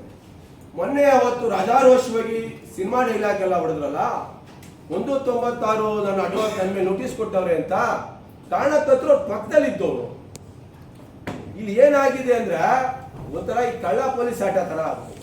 ಒಂದ್ಸಲ ಈ ಕಡೆ ಹೋಗೋದು ಅವ್ರು ಸರಿ ಅನ್ನೋದು, ಒಂದ್ಸಲ ಈ ಕಡೆ ಬರೋದು ಇವ್ರು ಸರಿ ಅನ್ನೋದು, ಕೊನೆಗೆಲ್ಲ ಒಂದ್ ಕಡೆ ಸೇರ್ಕೊಳ್ಳೋದು. ಸೊ ಇಲ್ಲಿ ಅವ್ರ ಅಲಿಗೇಷನ್ 1,96 ಫೇಕ್, ಅದು ವನ್ನಪ್ಪ ರೆಡ್ಡಿ ಕಾರಣ. ಫೇಕ್ ಕೊಟ್ಟವ್ರೆ, ಕ್ರಮ ಕೈಗೊಳ್ಳಿ ಅಂತ ಹೋಗಿ ಅಲ್ಲಿಂದ ಆದೇಶ ಬಂತು, ಅದಕ್ಕೆ ನಾವು ನೋಟಿಸ್ ಕೊಟ್ಟಿದ್ದೀವಿ, ಏನು ಕ್ರಮ ಕೈಗೊಳ್ಳಿ ಅಂತ ಸಹಕಾರ ಮಂಡಳಿಯವ್ರಿಗೆ ಹೇಳೋರು. ನೋಟಿಸ್ ಕೊಟ್ಟ ಮೇಲೆ ಅವರು ಕೋರ್ಟ್ಗೆ ಹೋಗಿ ಸ್ಟೇ ತಗೊಬಂದ್ರು. ನೋಟಿಸ್ ಏನ್ ಮಾಡ್ಬೇಕು, ಸಹಜವಾಗಿ ಉತ್ತರ ಕೊಡ್ಬೇಕು, ನಾನು ತಪ್ಪು ಮಾಡಿಲ್ಲ, ನಾನು ಫೇಕ್ ಬಿಜಿನ ಕನ್ಫರ್ಮೇಶನ್ ಮಾಡ್ಕೊಳ್ದೆ ಪೇಮೆಂಟ್ ಕೊಟ್ಟಿಲ್ಲ, ಕರೆಕ್ಟ್ ಮಾಡಿದೀನಿ, ನಂದೇನು ತಪ್ಪಿಲ್ಲ ಅಂತ ಸಂಘ ಕೊಡ್ಬೇಕಲ್ವೇ? ಫಾರ್ಮೇಟ್ ಹಂಗೆ ತಾನೆ, ನೋಟಿಸ್ ಬಂದಾಗ ಅದಕ್ಕೆ ಉತ್ತರ ಕೊಡ್ಬೇಕು. ಕೋರ್ಟ್ಗೆ ಹೋದ್ರು, ಯಾಕೆ ಹೋದ್ರು ಕೋರ್ಟ್ಗೆ, ಸ್ಟೇ ಯಾಕೆ ತಂದ್ರು? ಸೊ ಇಲ್ಲಿ ನಾನು 1,96 ವಿಚಾರ ಕ್ಲಾರಿಫಿಕೇಶನ್ ಮಾಡಿದೀನಿ. ಬ್ಲಾಕ್ ಲಿಸ್ಟ್ ಹಾಕಿದ್ದವ್ರಿಗೆ ಕಾರ್ಡು, ಆಮೇಲೆ ಏನು ಬ್ಲಾಕ್ ಲಿಸ್ಟ್ ಆದವ್ರಿಗೆ ವರ್ಕ್ ಆರ್ಡರ್ ಕೊಟ್ಟಿದ್ದು ನಾನು ಹೇಳ್ತಾ ಇಲ್ಲ, ಅವರು ಕೊಟ್ಟವ್ರೆ ಅಂತ ಅವರೇ ಹೇಳ್ತಾ ಇರೋದು. ಅವ್ರಿಗೆ ಸೈನ್ ಮಾಡಿರೋದು ವನ್ನಪ್ಪ ರೆಡ್ಡಿ ಅವರೇ, ಅಗ್ರಿಮೆಂಟ್ ಸೈನ್ ಮಾಡೋದು ದಾಖಲಾತಿಗಳನ್ನ ಕೊಡ್ತೀನಿ. ತದನಂತರ ಬಿಜಿ ಆದ್ಮೇಲೆ ಇದು 11.5 ಲಕ್ಷ ವಿಚಾರವಾಗಿ ಅಲ್ಲ, ಇದು ಬಿಜಿ ಆಯ್ತಲ್ಲ. ಇದು ಸೆಕ್ರೆಟರಿ ಮಾತಾಡ್ತಾರೆ. 4ನೇದು 5ನೇ ಅಲಿಗೇಷನ್ 11.5 ಲಕ್ಷ ರೂಪಾಯಿ ದುಡ್ಡಿನ ವಿಚಾರವಾಗಿ ಲಾಯರ್ಗೆ ಫೀಸ್ ಕೊಟ್ಟಿರೋದು. ಇದರಲ್ಲಿ ನಾವು ಹೇಳ್ತೀವಿ ಅವ್ರಿಗೆ, ಇದು ಕೊಟ್ಟಿರೋದು ತಪ್ಪು, 11.5 ಲಕ್ಷ ಲಾಯರ್ಗೆ ಫೀಸ್ ಕೊಟ್ಟಿರೋದು ಅಂತ. ಅವತ್ತು ಇಲ್ಲಿ ನಡೆದಂತ ಕಾರ್ಯಕಾರಿ ಸಮಿತಿ ಅಥವಾ ಕಾರ್ಯಕಾರಿ ಸಮಿತಿ ವಿಡಿಯೋ ಕಾನ್ಫರೆನ್ಸ್ ಮೀಟಿಂಗ್ ಅವಿಶ್ವಾಸ ನಿರ್ಣಯ ಸಂದರ್ಭದಲ್ಲಿ ಅವ್ರು ಹೇಳ್ತಾರೆ, ಈ ಏನು 11.5 ಲಕ್ಷ ಕೊಟ್ಟಿರೋದು ತಪ್ಪು ಅಂತ ಕಂಡು ಬಂದ್ರೆ ನಾನು ಕೈಯಿಂದ ಕೊಡ್ತೀನಿ ಅಂತ ಉಮಾಪತಿ ಅವರು ಹೇಳ್ತಾರೆ. ಇಲ್ಲಿ ರೆಕಾರ್ಡ್ ಆಗಿದೆ, ಇದು ಆನ್ ರೆಕಾರ್ಡ್, ಇವೆಲ್ಲ ನಾನು ಮಾತಾಡ್ತಾ ಇರೋದು. ಇವಾಗ ಈ 11.5 ಲಕ್ಷದ ವಿಚಾರಕ್ಕೂ ಕೋನಪ್ಪ ರೆಡ್ಡಿ ಅವರೇ ಹೋಗಿ ಅಲ್ಲಿ ವರದಿ ಕೊಡಿ ಸಹಕಾರ ಮಹಾಮಂಡಳಿ ದೂರು ಕೊಟ್ಟಿದ್ದು. ಏನು ಇವರು 11.5 ಲಕ್ಷ ಕೊಟ್ಬಿಟ್ಟವ್ರೆ, ತಪ್ಪಾಗಿ ಲ್ಯಾಂಡ್ ಫೀಸ್ ಕೊಟ್ಟವ್ರೆ ಅಂತ. ಅದಕ್ಕೂ ಸಹಕಾರ ಮಂಡಳದವ್ರು ಏನ್ ಹೇಳಿರೋದು, 11.5 ಲಕ್ಷ ಕೊಟ್ಟಿರೋದು ತಪ್ಪು, ಇದು ವಸೂಲಿ ಮಾಡಬೇಕು ಅಂತ ಕೊಟ್ರು. ಈಗ ಯಾರು ಕಟ್ಬೇಕು? 11.5 ಲಕ್ಷ ತಪ್ಪು ಅಂದ್ಮೇಲೆ ನಾ ಕಟ್ತೀನಿ ಅನ್ನೋರು ಕಟ್ಟಬೇಕು. ಈ ರೀತಿಯಾಗಿ ಇನ್ನು ಊಟದ ವಿಚಾರವಾಗಿ ಒಂದು ಗಂಭೀರವಾದ ಊಟದ ವಿಚಾರ ಹೇಳ್ಬಿಡ್ತೀನಿ. ನಾನು ಮೈಸೂರಿಂದ ಬಂದಿದ್ದೀನಿ, ಇವರು ಶಿವಮೊಗ್ಗದಿಂದ ಬಂದಿದ್ದಾರೆ, ಅವರು ಹಾಸನದಿಂದ ಬಂದಿದ್ದಾರೆ, ಬಹಳ ದೂರದಿಂದ ಈಗ ಬಂದಿದ್ದಾರೆ, ಮಂಡ್ಯದಲ್ಲಿದ್ದಾರೆ. ನಾವು ರೈತಾಪಿ ಕುಟುಂಬ ವರ್ಗದವರು. ನನ್ನನ್ನು ಅರಸಿ ನನ್ನ ಗ್ರಾಮದಿಂದ ನಮ್ಮೂರಿಂದ ಯಾರೋ ಬಂದಾಗ ಒಂದು ತುತ್ತು ಅನ್ನ ಹಾಕ್ಬೇಕು ನಾವು. ಅದು ನಮ್ಮ ಒಕ್ಕಲಿಗ ಸಮುದಾಯದ ಧರ್ಮ. ಆ ಧರ್ಮ ಪಾಲಿಸ್ಕೊಂಡು ಬಂದಿರೋರು ನಾವು. ಅವ್ರು ಹೇಳ್ತಾರೆ, ಅದು ನಾವು BIT ಹಾಸ್ಟೆಲ್, ನಮ್ಮ ಹಾಸ್ಟೆಲ್ಲೇ ಊಟ ತರಿಸೋದು. ಅವ್ರಿಗೆ ನನಗೆ ಅನಿಸ್ತದೆ, ಅವ್ರಿಗೆ ಮಾಹಿತಿ ಕೊರತೆ ಇರ್ಬೇಕು ಪಾಪ. ಏನು ಒಂದು ಗಾದೆ ಹೇಳ್ತಾರೆ ನಮ್ಮ ಮನೋಶಾಸ್ತ್ರ ಸೈಕಾಲಜಿಲಿ, ವಾಟ್ ಐ ಆಮ್, ನಾವು ಅದನ್ನ ಇನ್ನೊಬ್ರಿಗೆ ಹೇಳ್ತೀವಿ, ನೀನಿದು ನೀನಿದು ನೀನಿದು. ನಾನು ಅವೆಲ್ಲ ಬ್ಯಾಡ್ ವರ್ಡ್ಸ್, ಅಸಂವಿಧಾನಿಕ ಪದ ಉಪಯೋಗಿಸೋದು. ಅಪ್ಪು ಗುಟ್ಟೋರು ಅಂತ ಮಾತಾಡೋರೆ ಕೆಲವು ವಿಚಾರಗಳನ್ನ. ಯಾಕೆಂದ್ರೆ ಇಲ್ಲಿ ಕುಂತ ಎಲ್ಲಾ ಡೈರೆಕ್ಟರ್ಗಳು 35 ಜನ ಅಪ್ಪು ಗುಟ್ಟೆ ಬಂದಿರೋದು. ಅದನ್ನ ನಾವು ಅವ್ರು ಮಾತಾಡ್ಬೇಕಾ ತಿಳ್ಕೊಂಡು ಮಾತಾಡ್ಬೇಕು. ಇಲ್ಲೆಲ್ಲ ಯಾರು ಉಮಾಪತಿ ಅವರು ಅಪ್ಪು ಗುಟ್ಟವ್ರ, ಅವ್ರು ತಿಳ್ಕೋಬೇಕು. ಗೊತ್ತಿಲ್ಲ, ಬಟ್ ನಾವೆಲ್ಲ ಅಪ್ಪುಗೆ ಹುಟ್ಟಿದೀವಿ. ಸೊ ಸೈಕಾಲಜಿ ತಾವೆಲ್ಲ ಗೊತ್ತಿರ್ಬೋದು. ಮನೋಶಾಸ್ತ್ರದ ಬಗ್ಗೆ ತಿಳ್ಕೊಳ್ಬೇಕಾದ್ರೆ ಯಾರ್ಯಾರ ಏನಾರ ತಪ್ಪು ಇದ್ರೆ ಅದನ್ನ ಯಾವಾಗ್ಲೂ ನಾನವನಲ್ಲ ಅಂತ ಹೇಳ್ತಾರೆ. ಬೇಕಾದ್ರೆ ನೋಡಿ, ಬೇಕಾದ್ರೆ ನೀವು ಸೈಕಾಲಜಿ ಬುಕ್ ತೆಗೆದು ನೋಡಿ. ಅವ್ರಿಗೆ ಸ್ವಲ್ಪ ಸಮಸ್ಯೆ ಇದೆ. ನಾವು ಇನ್ನು ಕುತ್ಕೊಂಡ್ರೆ ಇದು ಜನ ಏನೋ ಒಂದ್ ಸತ್ಯ ಅಂತ ಭಾವಿಸ್ಬಿಡ್ತಾರೆ ಅನ್ನೋ ಕಾರಣಕ್ಕೆ ಇವತ್ತು ಸಮುದಾಯ ಕ್ಷಮೆನ ಕೇಳಿ ಇವತ್ತು ಈ ವಿಚಾರವನ್ನ ಮಂಡಿಸ್ತಾ ಇದ್ದೀವಿ. ನೋಡಿ, 6 ತಿಂಗಳಿಗೆ ನಮ್ಮ ಸರಾಸರಿ ಊಟ ಇಡೀ ನಮ್ಮ 6 ಇಲಾಖೆಯಲ್ಲಿ ಡೈರೆಕ್ಟರ್ಗಳು 6 ಜನ ಯಾವಾಗ್ಲೂ ಇದ್ದೇ ಇರ್ತಾರೆ, ಪ್ಲಸ್ 10 ಜನ ಇರ್ತಾರೆ, ಪದಾಧಿಕಾರಿಗಳು, ಚೇರ್ಮನ್ ಇರ್ತಾರೆ. ಎಲ್ಲಾ ಸೇರಿ 180 ದಿನ ಆಯ್ತದೆ. 180 ದಿನದಲ್ಲಿ ವರ್ಕಿಂಗ್ ಡೇಸ್, ನಾನ್ ವರ್ಕಿಂಗ್ ಡೇಸ್ 40 ದಿನ ಕಳೆದಾಕಿ ಅಲ್ಲಿ ಉಳಿಯೋದು 140 ದಿನ.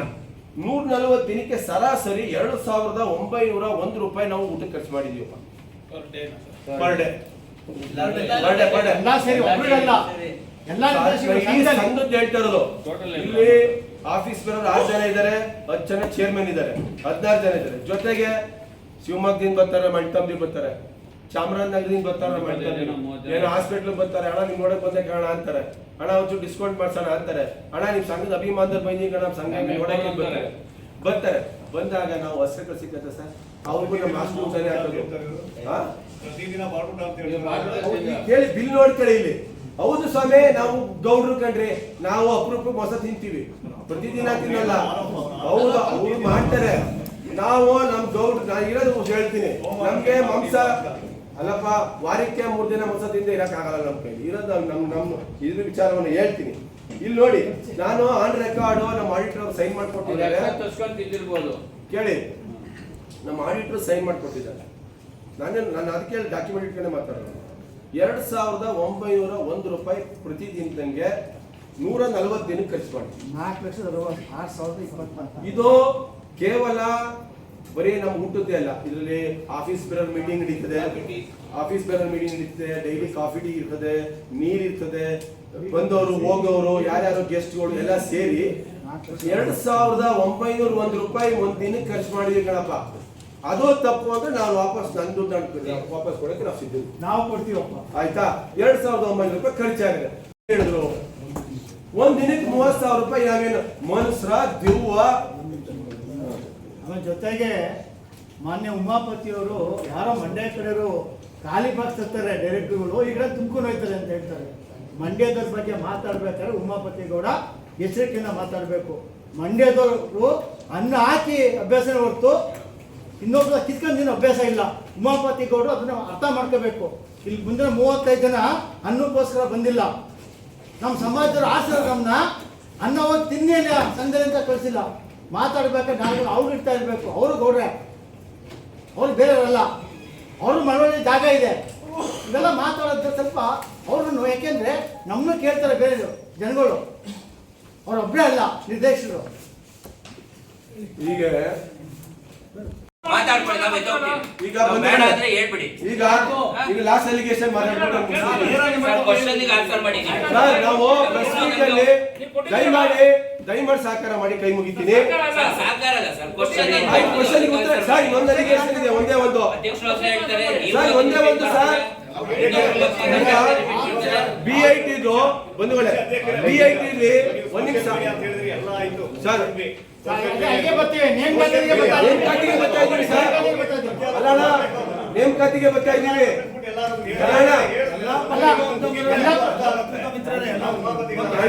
ಆಯ್ತಣ್ಣ, ಅಣ್ಣ ಈಗ ಅಪಾಯಿಂಟ್ಮೆಂಟ್ ಬಗ್ಗೆನೇ ಮಾತಾಡ್ತೀನಿ. ಅಪಾಯಿಂಟ್ಮೆಂಟ್ ಅಲ್ಲ ಸರ್, ನೀವು ಹೇಳೋದು ಕರೆಕ್ಟ್ ಆಗಿರ್ಬೇಕು. ಆಯ್ತು ಪೇಪರ್ ಅನ್ನು ಕರ್ಸಿರಾ, ಸೋಷಿಯಲ್ ಮೀಡಿಯಾ ಕೈ ಮುಗಿತೀವಿ, ಸೋಷಿಯಲ್ ಅಲ್ಲ, ಈಗ ನಾನು ಮಾತಾಡ್ಕೊಳ್ಳಿ. ಆಯ್ತು. ಬೇಡ ಅಂದ್ರೆ ಎದ್ದೋಗ್ತೀರಾ? ಇಲ್ಲ ಇಲ್ಲ ಇನ್ವಿಟೇಷನ್ ಕಳಿಸ್ಬಿಡಿ. ಆಯ್ತು, ನಾ ಮಾತು ವಾಪಸ್ ತಗೋತೀವಿ. ಆಯ್ತು ಬಂಧುಗಳೇ, ಆಯ್ತು. ಈಗ ಅಪಾಯಿಂಟ್ಮೆಂಟ್ ವಿಚಾರವಾಗಿ ಏನು BIT ಅಪಾಯಿಂಟ್ಮೆಂಟ್ ಲೆಕ್ಚರ್ಗಳು ಅಪಾಯಿಂಟ್ ಆಗಿರೋ ವಿಚಾರವಾಗಿ ಕಳಪೆ ಲೆಕ್ಚರ್ಗಳನ್ನ ಅಪಾಯಿಂಟ್ ಮಾಡಿದ್ದಾರೆ ಅಂತ ಅವ್ರು ಹೇಳಿದ್ದಾರೆ. ನನಗೆ ಬಹಳ ಸಂತೋಷ ಆಯಿತು. ಎಲ್ಲ ವಿಚಾರವನ್ನ ಅವರು ವ್ಯಕ್ತಪಡಿಸಿದ್ದು ನಮಗೆ ಕ್ಲಾರಿಫಿಕೇಶನ್ ಮಾಡ್ಕೊಡಕ್ಕೆ ಅವಕಾಶ ಮಾಡಿಕೊಡ್ತವ್ರೆ. ಇದು ಮೊದಲನೇ ಬಾರಿ ನಾನು ಅವ್ರ ಅಭಿನಂದನೆ ಸಲ್ಲಿಸಬೇಕಾಗಿತ್ತು, ಕೊನೆಯಲ್ಲಿ ಸಲ್ಲಿಸ್ತಾ ಇದ್ದೀನಿ. ಯಾಕೆಂದ್ರೆ BIT ಅಪಾಯಿಂಟ್ಮೆಂಟ್ಗಳನ್ನ ತಪ್ಪಾಗಿ ಮಾಡಿದ್ದಾರೆ, ಎಲಿಜಿಬಲ್ ಮಾಡಿದ್ದಾರೆ ಅಂತ ಹೇಳಿ ಅವರು ಅಲಿಗೇಷನ್ ಮಾಡ್ತಾರೆ. ಅವತ್ತು ಅಲಿಗೇಷನ್ ಮಾಡೋ ಸಂದರ್ಭದಲ್ಲಿ ಅಂದಿನ ಪ್ರಧಾನ ಕಾರ್ಯದರ್ಶಿ ಯಾರಾಗಿದ್ರು?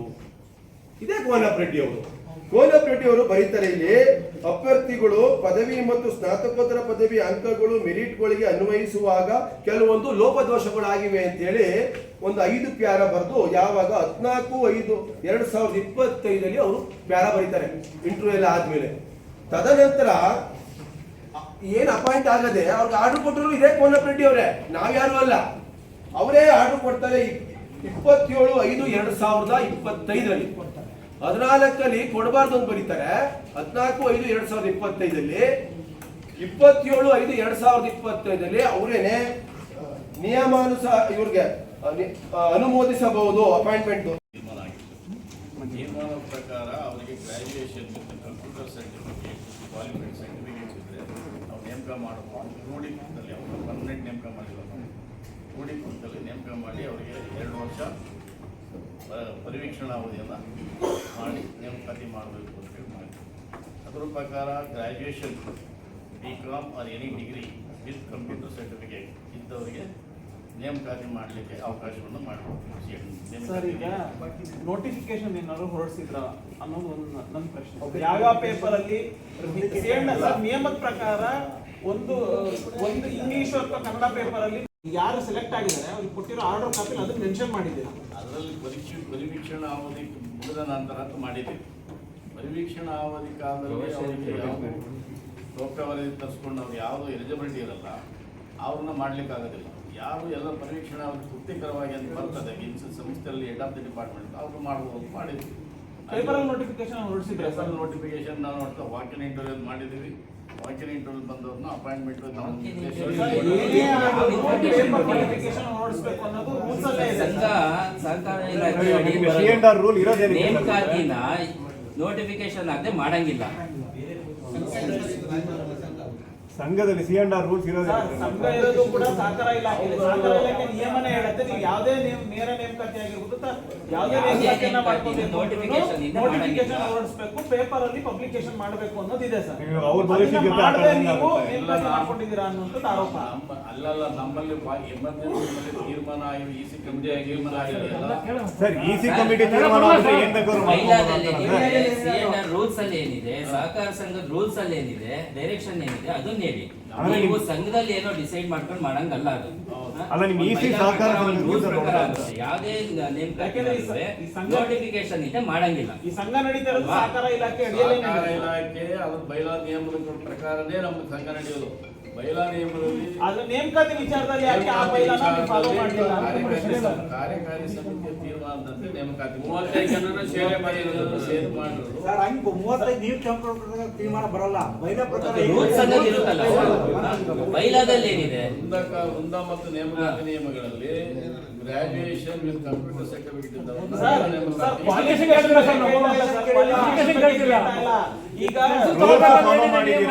ಈಗ ಕಂಪ್ಯೂಟರ್ ಆಪರೇಟರ್ ನೇಮಕಾತಿ ಮಾಡ್ಕೊಂಡ್ರಿ, ನಾನು ಎಲಿಜಿಬಲ್ ಇದ್ದೀನಿ, ಇವರು ಎಲಿಜಿಬಲ್ ಇದ್ದಾರೆ, ಆದ್ರೆ ನನ್ನ ನೇಮಕಾತಿ ಮಾಡ್ಕೋಬೇಕು ಅಂದ್ರೆ ನೀವು ಪೇಪರ್ ನೋಟಿಫಿಕೇಶನ್ ಹೊರಡಿಸಬೇಕು ಸರ್. ನಮಗೆ ಸಂಘಕ್ಕೆ ಇಷ್ಟು ಒಂದ್ ನಿಮಿಷ ಸರ್ ಕಂಪ್ಯೂಟರ್ ಆಪರೇಟರ್ ಬೇಕು. ಸೊ ಯಾರಾದ್ರೂ ಆಸಕ್ತರಿದ್ರೆ ನೀವು ಅಪ್ಲಿಕೇಶನ್ ಹಾಕ್ಬೋದು, ಅಥವಾ ಇಂಥ ದಿನಾಂಕ ನೀವು ನೇರ ನೇಮಕಾತಿ ವಾಕಿಂಗ್ ಇಂಟರ್ವ್ಯೂ ಬರ್ಬೋದು ಅಂತೇಳಿ ನೋಟಿಫಿಕೇಶನ್ ಹೊರಡಿಸಬೇಕು. ಆದ್ರೆ ಅದನ್ನ ಮಾಡಿದೀರಾ ಅನ್ನೋದು ನನ್ನ ಪ್ರಶ್ನೆ. ನೋಟಿಸ್ ಬೋರ್ಡ್ ನಲ್ಲಿ ಅಷ್ಟೇ ಪ್ರಕಟಣೆ ಮಾಡೋದು ಅದನ್ನ. ವಾಕಿಂಗ್ ಇದೆ ಸರ್, ಏನ್ ದಿನ ವಾಕಿಂಗ್ ಅಲ್ಲ ಸರ್, ವಾಕಿಂಗ್ ಇದೆ ನಿಮಗೆ ವಾಕಿಂಗ್ ಇದೆ ಅಂತಂದ್ರೆ ಹೆಂಗ್ ಗೊತ್ತಾಗ್ಬೇಕು? ಕೂಡ ಪ್ರೊಸೀಜರ್ ಅದು ನಮ್ಮಲ್ಲಿ ನೇರ ನೇಮಕಾತಿ ಮಾಡ್ಬೇಕಾದ್ರೆ ಸರ್ ಮೊದಲಿಂದ ಮಾಡಿದ್ದಾರೆ ಅಂದ್ಬಿಟ್ಟು ಅದು ಇಲ್ಲ ಯಾವ ಅಲಿಗೇಷನ್ ಬಂದಿದೆ? ಮೊದಲಿಂದ ರೂಲ್ ಅವ್ರು ಮಾಡಿದಾರೆ, ಅವ್ರು ಶಿಫಾರಸ್ ಮಾಡಿದಾರೆ, ಅವ್ರು ಸರ್ ಅವ್ರು ತಪ್ಪು ಮಾಡಿದಾರಂತೆ ನೀವು ತಪ್ಪು ಮಾಡ್ಬೇಕಾಯ್ತು. ವಿದ್ಯಾರ್ಹತೆ ಮತ್ತು ಅವರು ಏನು ಕ್ವಾಲಿಫೈಡ್ ಇದ್ದಾರೆ ಅವ್ರನ್ನೇ ಮಾಡೋದು, ಬೇರೆ ತಪ್ಪು ಮಾಡಕ್ಕಾಗಿಲ್ಲ. ಇಲ್ಲ ಸರ್, ನೀವು ಹಾಕಿದ್ದೀರಾ, ಯಾರಿಗೆ ಗೊತ್ತಾಗಿದೆ? ಬಾಕಿ ನಿನ್ಗೆಲ್ಲರೂ ನಮ್ಮ ಯಾರಿಗೆ ಗೊತ್ತಾಗಿದೆ ಸರ್? ನಮ್ಮ ಡೈರೆಕ್ಟರ್ ನಿರ್ದೇಶಕರಿಗೆ ಎಲ್ಲ ಮಾಹಿತಿ ಇದೆ. ನಿಮ್ಮ ನಿರ್ದೇಶಕರಿಗೆ ಗೊತ್ತಾದ್ರೆ ಸಾಕಾ? ಕ್ಯಾಂಡಿಡೇಟ್ಗಳಿಗೆ ಗೊತ್ತಾಗ್ಬಾರ್ದಾ? ಸರ್ ಒಕ್ಕಲಿಗರ ಸಂಘ ಬರೀ ನಿರ್ದೇಶಕರಿಗೆ ಮಾತ್ರ ಇದೆಯಾ? ಒಕ್ಕಲಿಗರ ಸಂಘ ಬರೀ ನಿರ್ದೇಶಕರು ಮಾತ್ರ ಇದೆಯಾ ಅಥವಾ ಬೇರೆ ಒಕ್ಕಲಿಗರು ಇದೆಯಾ ಅಂತ? ಎಷ್ಟು ಜನ ಬರ್ತಾರೆ ಡೈಲಿ? 6 ಲಕ್ಷ ಜನ ಇದ್ದಾರೆ ಸರ್. ನೋಟಿಸ್ ಬೋರ್ಡ್ ಅನ್ನ 6 ಲಕ್ಷ ಸಾಧ್ಯ ಇಲ್ಲ ಅಲ್ವಾ? ಈಗ ಬ್ರೇಕ್ ಮಾಡಿದ್ರು ಅಂತ ನೀವು ಮಾಡಿದ್ರೆ ಈಗ 35 ಜನ ನಿಯಮ ಪ್ರಕಾರ ಅವರೆಲ್ಲ 35 ಜನ ನಿರ್ದೇಶಕರು ಮಾಹಿತಿ ಇದೆ, ಪಬ್ಲಿಕ್ ನೋಟಿಸ್ ಇದೆ, ಪಂಚಾಯತ್ ನೋಟಿಸ್ ಬೋರ್ಡ್ ಇದೆ, ನಮ್ಮ ಸಂಘದ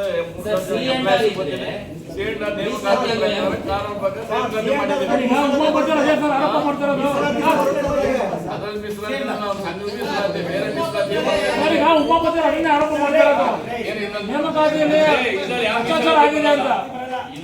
ಇದರಲ್ಲಿ ನಮ್ಮಲ್ಲಿ ಸಂಘದಲ್ಲಿ ಯಾವ ಮೀಸಲಾತಿ ಬರಲ್ಲ ಸರ್. ಮೀಸಲಾತಿ ಬರಲ್ಲ ಸರ್. ಅವ್ರ ಆರೋಪ ಏನಂದ್ರೆ ನೀವು ಬೇಕಾದವ್ರ ಹತ್ರ ದುಡ್ಡು ತಗೊಂಡು ಮಾಡಿದ್ದೀರಾ ಅಂತ ಅವ್ರ ಆರೋಪ. ಹಂಗಾಗಿನೇ ನೀವು ಹಂಗಾಗಿನೇ ಅವ್ರ ಹೇಳ್ತಾ ಇಲ್ಲ. ಅದು ನೀವು ಪ್ರೂವ್ ಮಾಡ್ಬೇಕು ಸರ್. ನಾವು ದುಡ್ಡು ತಗೊಂಡಿಲ್ಲ, ಇವ್ರು ತಗೊಂಡಿಲ್ಲ, ನೀವು ಪ್ರೂವ್ ಮಾಡ್ಬೇಕು. ಅದನ್ನ ನೀವು ಪ್ರೂವ್ ಮಾಡ್ಬೇಕು ಸರ್. ಇವಾಗ ಇಂಥವ್ರ ದುಡ್ಡು ತಗೊಂಡಿಲ್ಲ.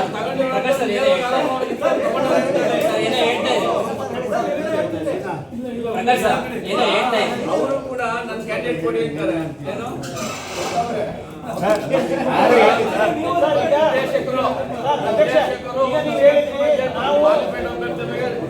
ಸರ್ ನೀವು ಕ್ಲಾರಿಫಿಕೇಶನ್ ಕೊಡಕ್ ಬಂದ್ರಿ ಇವಾಗ ಅಧ್ಯಕ್ಷರೇ. ನಾವು ಯಾವುದೇ ಯಾರಿಗೂ ಕೂಡ ಸರ್ ಈಗ ಈಸಿಲಿ ಏನಾದ್ರು ಡಿಸೈಡ್ ಮಾಡಿದ್ದೀರಾ ಸರ್? ಸಹಕಾರ ಸಂಘದ ನಿಯಮ ನಿಬಂಧನೆಗಳಿಗೆ ನಾವು ಒಳಪಡಲ್ಲ. ಡಿಸೈಡ್ ಮಾಡಿ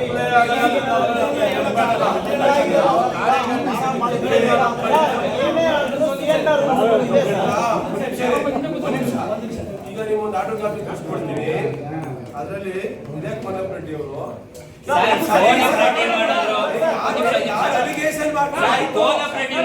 ಉಮಾಪತಿ ರೆಡ್ಡಿ ಮಾಡಿದ್ರು ಹೇಳ್ಬೇಡಿ. ರೂಲ್ಸ್ ಏನಿದೆ ಫಾಲೋ ಮಾಡಿದ್ದೀರಾ? ಅಲಿಗೇಷನ್ ಬಿಡಿ ಸರ್, ರೂಲ್ಸ್ ಫಾಲೋ ಮಾಡಿದ್ದೀರಾ? ಪ್ರೈವೇಟ್ ಇನ್ಸ್ಟಿಟ್ಯೂಟ್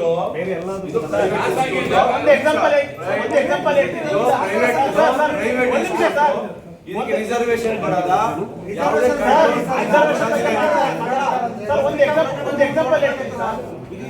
ಸೂಟಬಲ್ ಅಲ್ಲ. ಬಿಜೆಪಿ ಗೌರ್ಮೆಂಟ್ ಇದ್ದಾಗ ಕಾಂಗ್ರೆಸ್ ಅಲಿಗೇಷನ್ ಮಾಡಿದ್ರು.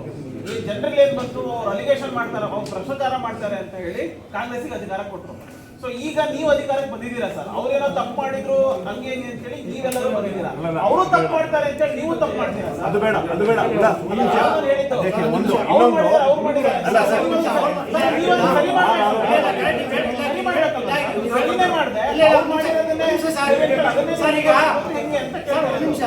ಈಗ ನೀವು ಹೇಳ್ತಾ ಇರೋದು ನಾವು ಏನು ಸೇನರ್ ಪ್ರಕಾರ ನೇಮಕಾತಿನ ಪ್ರಕಟಣೆ ಮಾಡಿ ತಗೋಬೇಕು ಅಂತ ಹೇಳ್ತಾ ಇದ್ದಾರೆ.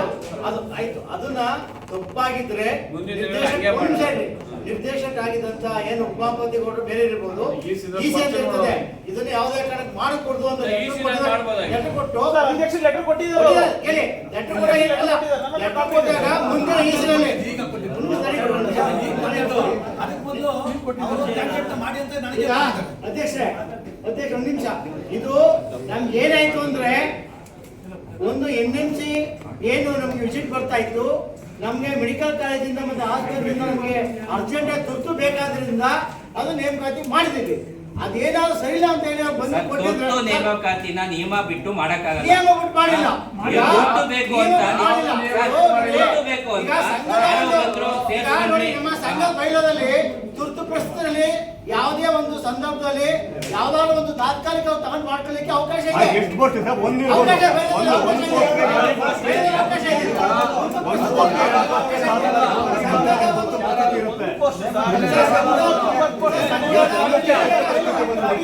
ಸಂಘದ ಹೇಳಿಕೆಗೋಸ್ಕರ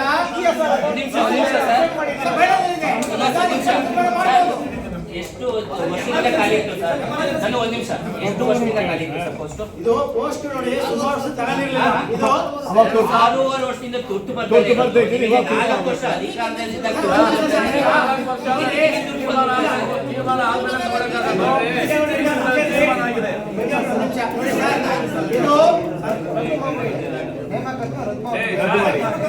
ಉಲ್ಲಾಸ್ ಕೇಳಿ ನೋಡಿ ಸರ್, ಇದು 4 ವರ್ಷದಿಂದ ಖಾಲಿ ಇದ್ದು ತಗ್ದಾಕೊಂಡಂತ ಈಸಿನಲ್ಲಿ ಅನುಮೋದನೆ ಆದ್ಮೇಲೆ ತಗೊಂಡಿರ್ತಕ್ಕಂಥದ್ದು. ಈಸಿನಲ್ಲಿ ಅನುಮೋದನೆ ಆಗಿ ಕೋನ್ ಆಪರೇಟಿವ್ ಸಹಿ ಮಾಡಿದ್ದಾರೆ, ಉಮಾಪತಿನೂ ಪ್ರೆಸೆಂಟ್ ಇದ್ದಾರೆ ಒಂದು ಈಸಿನಲ್ಲಿ. ಬಿಟ್ಬಿಡಿ ಸರ್. 18 ಜನ ಕಂಪ್ಯೂಟರ್ ಆಪರೇಟರ್ ತಗೋಬೇಕು ಅಂತ ಹೇಳಿ ಡಿಸೈಡ್ ಆಗಿತ್ತು.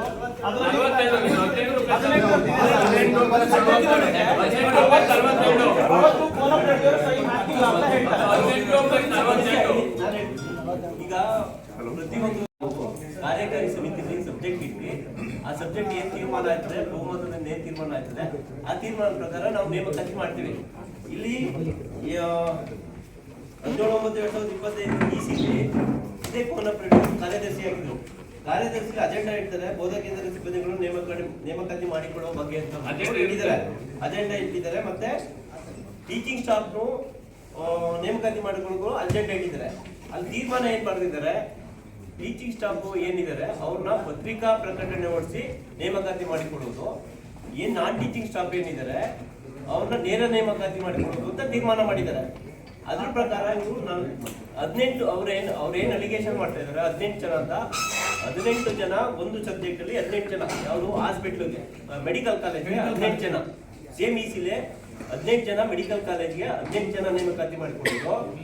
ಮತ್ತೆ ಹಾಸ್ಪಿಟ್ಲ್ಗೆ 42 ಜನ ಸ್ಟೆನೋ, FTC, STC ಎಲ್ಲ ಸೇರಿ 42 ಜನ ಅದೇ ಈಸಿಲಿ ಅವರೇ ಅಜೆಂಡಾ ಇಟ್ಟು ಅವರೇ ಅಪ್ರೂವ್ ಮಾಡಿರೋದು.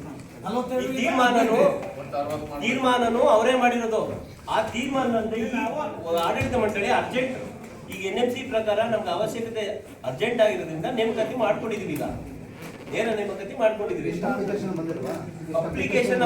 ಅಪ್ಲಿಕೇಶನ್ ಬಂದಿರೋ ಪ್ರಕಾರ 39 ಜನ, 18 ಜನ ನಾವು ಎಕ್ಸಸ್ ಏನು ಈಗ ಏನು ಎಮರ್ಜೆನ್ಸಿಗೆ ಏನಿದೆ ಅಷ್ಟನ್ನ ಈಗ ಕನ್ಸಾಲ್ಟೇಟ್ ಪೇ ಮೇಲೆ ಪರ್ಮನೆಂಟ್ ಆಗಿ ನಾವು ಕೊಟ್ಟಿಲ್ಲ. ಈಗ ಪರ್ಮನೆಂಟ್ ಆಗಿ ಕೊಟ್ಟಿಲ್ಲ. ನೇಮಕಾತಿ ವಿಚಾರದಲ್ಲಿ ಏನಾರ ಮತ್ತೆ ಇಂಟರ್ವ್ಯೂಸ್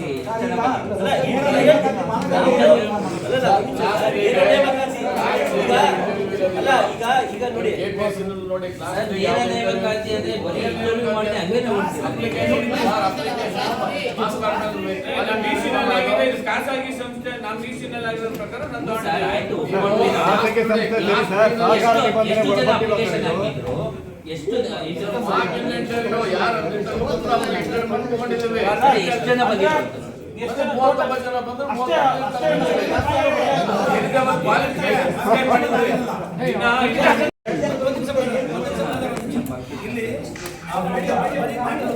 ಸರ್ ಆಡಿಯೋ ಒಬ್ರು ಮಾತಾಡಿ ಸರ್. ಖಜಾಂಚಿಗಳೇ ಕೊಟ್ಬಿಟ್ರು, ಸ್ಪಷ್ಟನೆ ಕೊಟ್ಬಿಟ್ರು. ನಾವೇನು ಒಂದು ತುಟಿ ಪಿಟಿ ಏನು ಬಾಡೂಟ ಇರ್ಬೋದು ಅಥವಾ ಇವರು ಇದಕ್ಕೆ ಏನೋ ಲೀಗಲ್ ಫೀಸ್ ಇರ್ಬೋದು, ಆಯ್ತು, ಆಮೇಲೆ ಬಿಲ್ ಇರ್ಬೋದು, ಎಲ್ಲ ಕೊಟ್ಟು ಕ್ಲಾರಿಫಿಕೇಶನ್ ಕೊಟ್ಬಿಟ್ರು. ನಮ್ದು ಏನೋ ಆಗ್ತಿಲ್ಲ. ಇಲ್ಲ, ಇದು ಇರೋದು ನೇರ ನೇಮಕಾತಿಯಲ್ಲಿ ನೀವು ತಪ್ಪು ಮಾಡಿದ್ರೆ, ಅವ್ರು ತಪ್ಪು ಮಾಡಿದ್ರೆ, ನಾವು ತಪ್ಪು ಮಾಡಿದ್ವಿ. ಆಮೇಲೆ ಸರ್ ನಿಮ್ಮ ನೋಟಿಫಿಕೇಶನ್ ನೀವು ನೋಟಿಸ್ ಬೋರ್ಡ್ ಅಲ್ಲಿ ಹಾಕೊಂಡಿದ್ದೀರಾ. ಇದು ಬೇರೆ ಬೇರೆ ಸಮುದಾಯದ ಇತರೆ ಜನಕ್ಕೆ ಮಾಡಿರುವಂತ ದ್ರೋಹ. ಇದು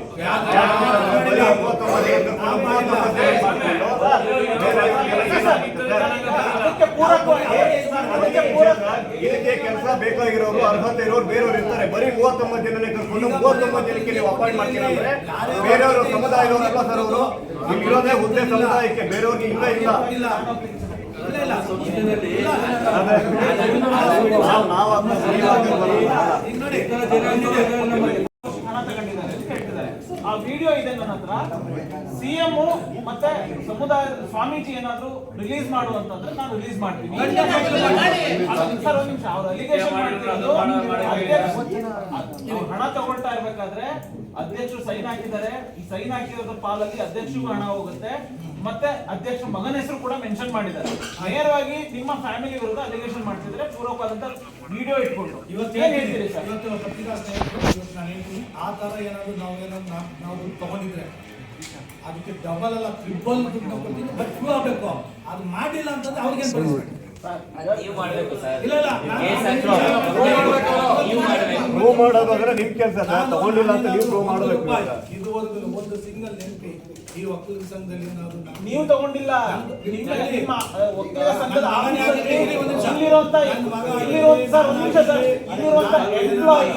ಇಲ್ಲಿರುವಂತ ಎಂಪ್ಲಾಯಿ ಯಾರು ಉದ್ಯೋಗ ಕೊಟ್ಟಿದ್ದೀರಲ್ಲ ನೀವು, ಅವರ ತಂದೆ ಹತ್ರ ದುಡ್ಡು ಇಸ್ಕೊಂಡಿದ್ದಾರೆ. ಯಾರು ನಿಮ್ಮ ಹೆಸರು ಹೇಳ್ಕೊಂಡು ನಿಮ್ಮ ಹೆಸರು ಮಗನ ಹೆಸರು ಹೇಳಿ ಅಂತ ಹೇಳ್ತಿದ್ದಾರೆ. ಧರ್ಮಸ್ಥಳ ಕರ್ಸ್ಬಿಡಿ ಸರ್. ದಯಮಾಡಿ ಕರ್ಸಿ. ಇವತ್ತೇ ಕೊಡಿ ಸರ್, ಇವತ್ತು ಹೇಳಿ ನೀವು. ಅಲ್ಲ, ಇನ್ನೊಂದು ಋಣ ಪ್ರಕರಣ ಎಲ್ಲಿ ಮಾಡ್ಬೇಕು ನೀವು ಹೇಳಿ ಸರ್.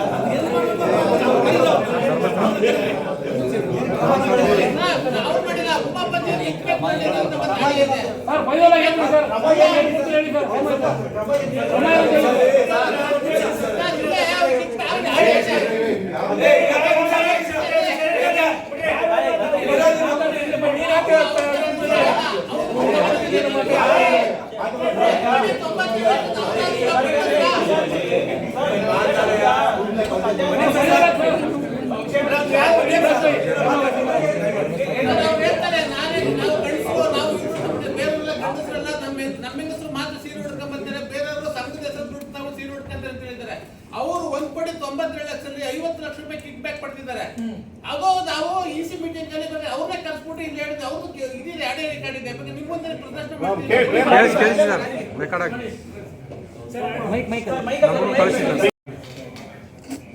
ಸ್ಪೀಕರ್ ಇಡಿ ಸರ್, ಮೈಕ್ ಕೆಳಗಡೆ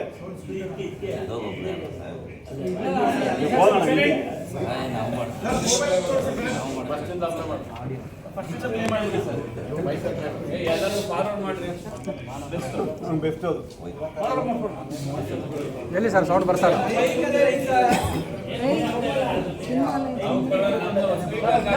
ಗ್ರೂಪಲ್ಲಿ ಹಾಕ್ಬಿಡಿ ಸರ್.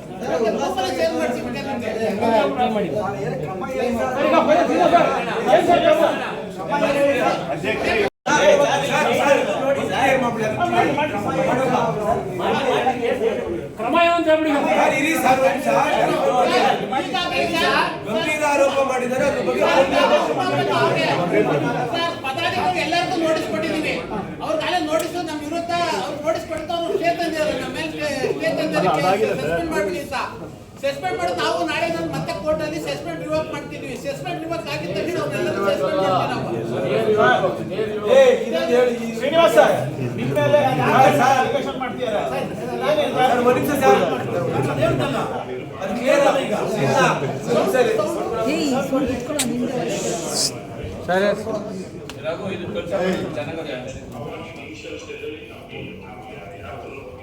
ಒಂದು ನಿಮಿಷ.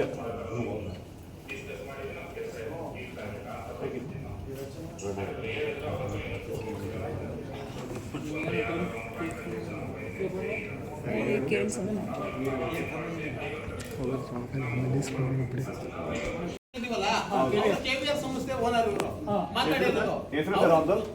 KVR ಸುಶಾಂತ್ ಅಂತ.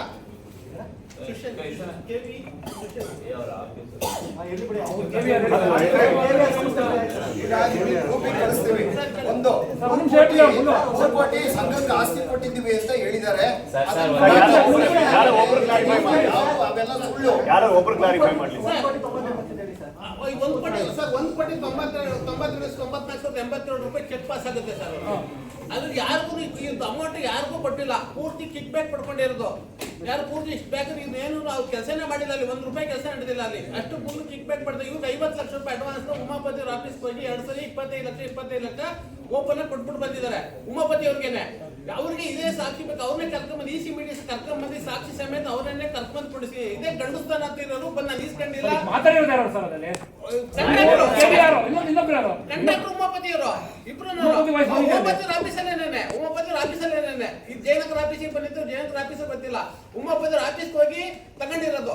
ಇಲ್ಲೂ ಒಂದ್ಸರಿ ಹೇಳಿದ್ದಾರೆ, ಉಮಾಪತಿ ನಮ್ಮ ಆಫೀಸಿಗೆ ಬಂದು ಕಂಟ್ರಾಕ್ಟರ್ ದುಡ್ಡು ಕೊಟ್ಟಿದ್ರು ನಮ್ಮ ಆಫೀಸಲ್ಲಿ ಒಂದ್ಸರಿ ಹೇಳಿದ್ದಾರೆ, ಇಲ್ಲೂ ಮೀಟಿಂಗ್ ಹೇಳಿದ್ದಾರೆ. ಸರ್ ಪ್ರಶ್ನೆ ಇವಾಗ KVR ಅವರು ಮಾತಾಡಿದ್ದಾರೆ, ಹೌದು ಸರ್. ಅವ್ರು ಯಾರ ಹತ್ರ ಮಾತಾಡಿದ್ರು ಅಂತ? ಉಮಾಪತಿ ಅವರ ಹತ್ರ. ಉಮಾಪತಿ ಅವರ ಹತ್ರ ಅಂದ್ರೆ ಫೋನಲ್ಲಿ ಮಾತಾಡಿ ರೆಕಾರ್ಡ್ ರೆಕಾರ್ಡ್ ಮಾಡ್ಕೊಂಡಿದ್ದಾರೆ. ಅವ್ರ ಆಫೀಸ್ಗೆ ಹೋಗ್ಬಿಟ್ಟು ದುಡ್ಡು ಕೊಟ್ಟಿದ್ದಾರೆ, ಅವ್ರ ಆಫೀಸ್ಗೆ ಹೋಗಿ ದುಡ್ಡು ಕೊಟ್ಟಿದ್ದಾರೆ. ಅವ್ರ ಹತ್ರ ಅವರಿಬ್ರು ಸಂಭಾಷಣೆ ಅದು. ಅದನ್ನ ಬೇಕಾದ್ರೆ ನಿಮ್ಗೆ ಫಾರ್ವರ್ಡ್ ಮಾಡ್ತೀನಿ ಬೇಕಾದ್ರೆ. ನನಗೆ ಜಸ್ಟ್ ಬಂದಿದ್ದು ಈ ತರ ಆಗಿದೆ ಅಂತ ಬಿಟ್ಟಿದ್ದು 1 ಅವರ್ ಅಲ್ಲಿ. ಇದ್ರ ಮೇಲೆ ಅಲ್ಲ ಸರ್, ನೀವು ನಾನು ಆಕ್ಷನ್ ಮಾಡ್ತಾ ಇದ್ದೆ. ಲೋಕಾಯುಕ್ತ ಕಂಪ್ಲೇಂಟ್ ಕೊಡ್ತೀವಿ, ಏನ್ ಮಾಡ್ತೀರಾ ಸರ್? ನಾವು ಈಗ ಲೋಕಾಯುಕ್ತ ಕಂಪ್ಲೇಂಟ್ ಕೊಡ್ತೀವಿ. ಪ್ಲಸ್ ಈಗ ನಮ್ದು ಆಲ್ರೆಡಿ ಸಸ್ಪೆಂಡ್ಗೆ ಆರ್ಡರ್ ಮಾಡಿದವ್ರಿಗೆ ಕಾರ್ಯಕಾರಿ ಸಮಿತಿ ಇದು ಮಾಡ್ಬೇಕು ಅಂತ ಅಂದ್ಬಿಟ್ಟಿಂದ ನಾವು ಮುಂದಿನ ಕಾರ್ಯಕಾರಿ ಸಮಿತಿ ತೀರ್ಮಾನ ಮಾಡ್ಬಿಟ್ಟು ಅವ್ರು ಇದು ಮಾಡ್ತೀವಿ.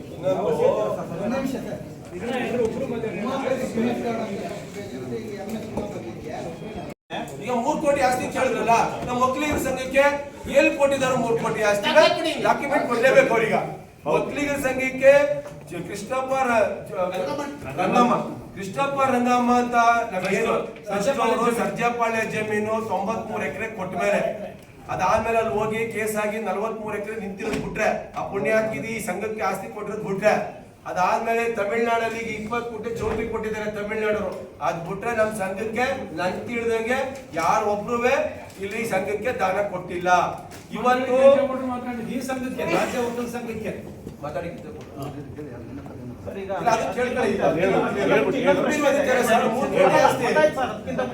ಇನ್ನೊಂದಿದೆ, ಈ ಮೆಡಿಕಲ್ ಇಕ್ವಿಪ್ಮೆಂಟ್ಸ್ ಗಳನ್ನ ನಾಟ್ ಫಾರ್ ಸೇಲ್ 5ರಿಂದ ಇಲ್ಲಿವರೆಗೆ ಎಕ್ವಿಪ್ಮೆಂಟ್ ಗೆ ಪೇಮೆಂಟ್ ಆಗಿರೋದು ಕೇವಲ 66 ಲಕ್ಷ. ನವೆಂಬರ್, ಡಿಸೆಂಬರ್, ಜನವರಿ, ಫೆಬ್ರವರಿ, ಮಾರ್ಚ್, ಏಪ್ರಿಲ್, ಜೂನ್ 24 ಏನಾರ ಪೇಮೆಂಟ್ ಕೊಟ್ಟಿದೀವಿ ಅಂದ್ರೆ ಫರ್ನಿಚರ್, ಕಂಪ್ಯೂಟರ್, ಎಕ್ವಿಪ್ಮೆಂಟ್ ಸೇರಿ ಅವ್ರು ಹೇಳಿದ್ರೆ ತಿಂಗಳಿಗೆ 70 ಲಕ್ಷ ಏನೋ ಅಂತ ಹೇಳಿದ್ರಲ್ಲ, ಯಾವ್ದೋ ಒಂದು ಚಾನೆಲ್ ಅಲ್ಲಿ ಹೇಳಿದ್ರು. ತಿಂಗಳಿಗೆ 70 ರಿಂದ 80 ಕೋಟಿ ಅಂತ ಹೇಳಿದ್ರಲ್ಲ. On record Tally from KIMS hospital 66,17,568 rupees only the expenditure for the machinery, computer and furniture. ಅದುವೇ ಅವರಿಂದ ಆರ್ಡರ್ ಕೊಟ್ಟಿರೋದು. ಇಷ್ಟೇ ಪೇಮೆಂಟ್ ಬಿಟ್ಟು ಇನ್ ಯಾವ್ದಾರ ಪೇಮೆಂಟ್ ಕೊಟ್ಟಿದ್ರೆ ನೀವು ರೆಕಾರ್ಡ್ ತಗೊಂಡ್ಬನ್ನಿ, ನಾನು ಟ್ಯಾಲಿ ರಿಪೋರ್ಟ್ ಕೊಡ್ತೀನಿ. 1 ನಿಮಿಷ, ಅದ್ರದ್ದು ಪ್ರಿಸ್ಕ್ರಿಪ್ಷನ್ ಡೀಟೇಲ್ ಇದೆ. ಹೇಳಿ, ಹಾಸ್ಪಿಟ್ಲ್ ಆಯ್ತು. ಹಾಸ್ಪಿಟ್ಲಿಗೆ ಚೇರ್ಮನ್ ಇದೇ ಉಮಾಪತಿನೇ ಇದೇ ಉಮಾಪತಿ 20 ತಿಂಗಳು ಹಾಸ್ಪಿಟ್ಲಿಗೆ ಚೇರ್ಮನ್ ಆಗಿದ್ರು. ಹಾಸ್ಪಿಟ್ಲಿಗೆ 19 ತಿಂಗಳು ಚೇರ್ಮನ್ ಮತ್ತೆ 12 ತಿಂಗಳು ಟ್ರೆಜರ್. ಏನು ಅಲ್ಲಿ ಯಾಕೆ ಯಾವ್ದನ್ನು ಕಂಡುಹಿಡಿಯಕ್ಕಾಗಲಿಲ್ಲ ನೇರ ನೇಮಕಾತಿ ಮಾಡಿರಲ್ಲ, ಮಾಡಲ್ವ? ಯಾಕೆಂದ್ರೆ ಸಹಕಾರ ಇಲಾಖೆಗೆ ಅವ್ರು ದೂರು ಕೊಟ್ಟಿದ್ದಾರೆ, ಯಾವುದೇ ಕಾರಣಕ್ಕೂ ಅವ್ರನ್ನ ಕಂಟಿನ್ಯೂ ಮಾಡಬೇಡಿ, ರದ್ದು ಮಾಡಿ ಅಂತ ಹೇಳಿ. ಈಗ ಸಂಘದ ಸ್ಟ್ಯಾಂಡ್ ಏನು ಅಂತ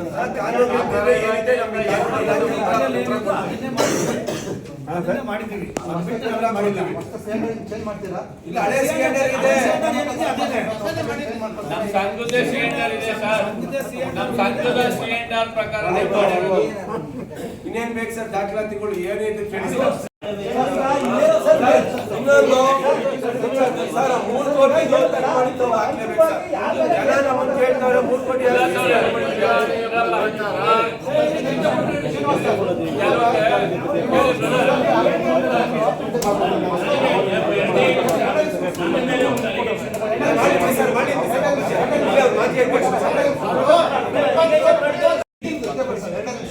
ಇವಾಗ ನಮ್ದು ಹೊಸದಾಗಿ ನಿಮ್ದು ಆಡಳಿತ ಮಂಡಳಿ ಬಂದು ಇವಾಗ 5 ವರ್ಷ ಆಗ್ತಾ ಇದೆ. ಇಲ್ಲ ರೀ 4 ತಿಂಗಳಾಯ್ತು ಈಗ ಅದೇ ಬಂದು 5 ವರ್ಷ ಆಗ್ಬಿಟ್ಟು ಸರ್ ಕಂಪ್ಲೀಟ್ ಆಗುತ್ತೆ. ಈಗ ಆಲ್ರೆಡಿ 5 ರಿಂದ 6 ಬಾರಿ ಅದ್ರ 3 ವರ್ಷಗಳು ಅವರೇ ಮಾಡಿದ್ದಾರೆ. ಕೆಲವರ ನಿರ್ದೇಶಕರ ಸ್ವಾಯತ್ತ ಶಕ್ತಿಗಾಗಿ ಏನಾಗಿದೆ ಅಂದ್ರೆ ನಮ್ಮ ಸಂಘದ ಬಗ್ಗೆ ಆದಿ ಬೀದಿಯಲ್ಲಿ ಮಾತಾಡ್ತಾರೆ ಸರ್. ಓಕೆನಾ? ಸಂಘದ ಮರ್ಯಾದೆ ಹರಾಜಾಗಿದೆ. ಕೆಲವರ ಸ್ವಾಯತ್ತ ಶಕ್ತಿ ಇರ್ಬೋದು, ಕೆಲವು ಹಣ ಇರ್ಬೋದು, ಈ ತರ ಇದೆ ಸರ್. ಇದ್ರ ಬಗ್ಗೆ ಮುಂದೆ ನೀವು ಏನು ಕ್ರಮ ಕೈಗೊಳ್ತೀರಿ ಅದ್ರ ಬಗ್ಗೆ ಸರ್? ಅದ್ರ ಬಗ್ಗೆ ಈಗ ನಾವು ಮೊನ್ನೆ ಇದು ಜನರಲ್ ಬಾಡಿ ನೋಡಿ 11 ವರ್ಷದಿಂದ ಜನರಲ್ ಬಾಡಿ ಮಾಡಿರಲಿಲ್ಲ. ಇದೇ ಕೋನಪ್ರೆಡ್ಡಿ ಅವರು 2.5 ವರ್ಷದಿಂದ 2.5 ವರ್ಷ ಜನರಲ್ ಸೆಕ್ರೆಟರಿ ಆಗಿದ್ರು. ಯಾಕೆ ಜನರಲ್ ಬಾಡಿ ಮಾಡಿಲ್ಲ? ಯಾಕೆ ಜನರಲ್ ಮಾಡಿಲ್ಲ? ನಾನು ಬಂದು ಬರೀ 4-5 ತಿಂಗಳಾಯ್ತು. ನಾವು ಇಮಿಡಿಯೇಟ್ ಆಗಿ ನಮ್ಮ ನೀವು ಯಾರು ಡೈರೆಕ್ಟರ್ ಕೇಳಿಲ್ಲ ಸರ್ ಅವ್ರನ್ನ? ನಾವೆಲ್ಲ ಸೇರಿ ಜನರಲ್ ಬಾಡಿ ಮಾಡಿದ್ವಿ. ಸರ್ ಈಗ ಪ್ರಶ್ನೆ ಮಾಡೋರು ಅವಾಗ ಯಾಕೆ ಮಾಡ್ಲಿಲ್ಲ ಅಂತ? ಡೈರೆಕ್ಟರ್ ಕೇಳಿಲ್ಲ ಡೈರೆಕ್ಟರ್ ಮಾಡ್ಲಿಲ್ಲ ಅಂತ ಮಾಡಬೇಕು ಈಗ ಅವಿಶ್ವಾಸ ತರಬೇಕು ಅಂತ ಹೇಳಿ ಲಾಸ್ಟ್ ಬಂತು ಅವಿಶ್ವಾಸ ತರಬೇಕು ಅಂತ ಇದು ಮಾಡಿದ್ರು. ಅವ್ರು ವಿಫಲ ಆದ್ರು, ಅಧಿಕಾರ ಸಿಗ್ಲಿಲ್ಲ. ಅದಕ್ಕೆ ಚುನಾವಣೆ ಗಿಮಿಕ್ ಮಾಡ್ತಾರೆ ಅಷ್ಟೇ. ಜನರಲ್ ಬಾಡಿ ಮಾಡ್ತೀವಿ. ಜನರಲ್ ಬಾಡಿನಲ್ಲಿ ನಾವು ಏನ್ ಮಾಡ್ತೀವಿ? ತಿದ್ದುಪಡಿ ಮಾಡ್ತೀವಿ. ಏನಂತ ತಿದ್ದುಪಡಿ ಮಾಡ್ತೀವಿ? 20 ತಿಂಗಳು ನೀವು ಹೇಳಿದ್ರೆ ಈ ಪಾಯಿಂಟ್ಗೆ 3 ತಿಂಗಳಿಗೆ 6 ತಿಂಗಳಿಗೆ ಅವಿಶ್ವಾಸ ನಿಲ್ಲಿಸೋದು ಮಾನ ಮರ್ಯಾದೆ ಬೀದಿಯಲ್ಲಿ ಮಾತಾಡ್ತಾರೆ ಅಂತ ಆಗಬಾರ್ದು ಅಂತೇಳಿ ನಾವು 20 ತಿಂಗಳ ತನಕ ನೋ ಕಾನ್ಫಿಡೆನ್ಸ್ ಮೂವ್ ಮಾಡಂಗಿಲ್ಲ. ಬೈ ಚಾನ್ಸ್ ಏನಾದ್ರು ಅಧ್ಯಕ್ಷನಾದಂಥವ್ರು ಏನಾದ್ರು ಇಲ್ಲಸಲ್ಲದ ಆರೋಪ ಇದು ತಪ್ಪುಗಳು ಮಾಡಿ ಸಂಘದ ಹಣನ ಲೂಟಿ ಮಾಡ್ತಾವೆ ಅಂತಂದ್ರೆ 2/3 ಮೆಜಾರಿಟಿ ತಗೊಂಡು ಮಾಡಬೇಕು ಅಂತಕ್ಕಂಥದ್ದು ನಾವು ಬೈಲಾ ತಿದ್ದುಪಡಿ ಮಾಡಿದ್ದೀವಿ. ಇವಾಗ ಯಾರು 3 ತಿಂಗಳಿಗೆ 6 ತಿಂಗಳಿಗೆ ಇಳಿಸಕ್ಕಂತೂ ಆಗಲ್ಲ. ಒಂದೇ ಒಂದು ಈಗ ಮಹಿಳೆಯರಿಗೆ ಮೀಸಲಾತಿ ಸರ್ ಒಂದೇ ಒಂದು ನೇಮಕಾತಿ ಬಗ್ಗೆ ಆರೋಪ ಬಂದಿದೆ. ಡೈರೆಕ್ಟರ್ಗಳೇ ಅವ್ರ ಸಂಬಂಧಿಕರಿಗೆ ನೇಮಕಾತಿ ಕೊಟ್ಟಿದ್ದಾರೆ, ದುಡ್ಡು ಇಸ್ಕೊಂಡು ಕೊಟ್ಟಿದ್ದಾರೆ. ಇದ್ರ ಬಗ್ಗೆ ಸಂಘದಿಂದ ಒಂದು ಆಂತರಿಕ ತನಿಖೆ ಮಾಡಿಸ್ತೀರಾ? ನೋಡಿ ಈಗ ಮಾಧ್ಯಮ ಮಿತ್ರರು ಮತ್ತು ದೃಶ್ಯ ಮಾಧ್ಯಮ ಮಿತ್ರರಿಗೆ ನನ್ನ ನಮಸ್ಕಾರಗಳು ಮತ್ತು ನಮ್ಮ ಅಧ್ಯಕ್ಷರು ಪದಾಧಿಕಾರಿಗಳು ಎಲ್ರಿಗೂ ನನ್ನ ನಮಸ್ಕಾರಗಳು.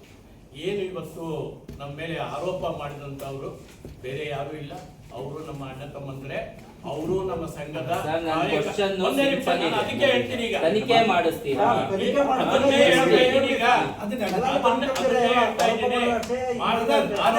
ಆರೋಪ ಇವತ್ತು ಏನು ಅವ್ರು ಮಾಡಿದ್ರು ಆ ಆರೋಪ ಮೊದಲನೇ ಗಂಟೆ ಆಯ್ತು.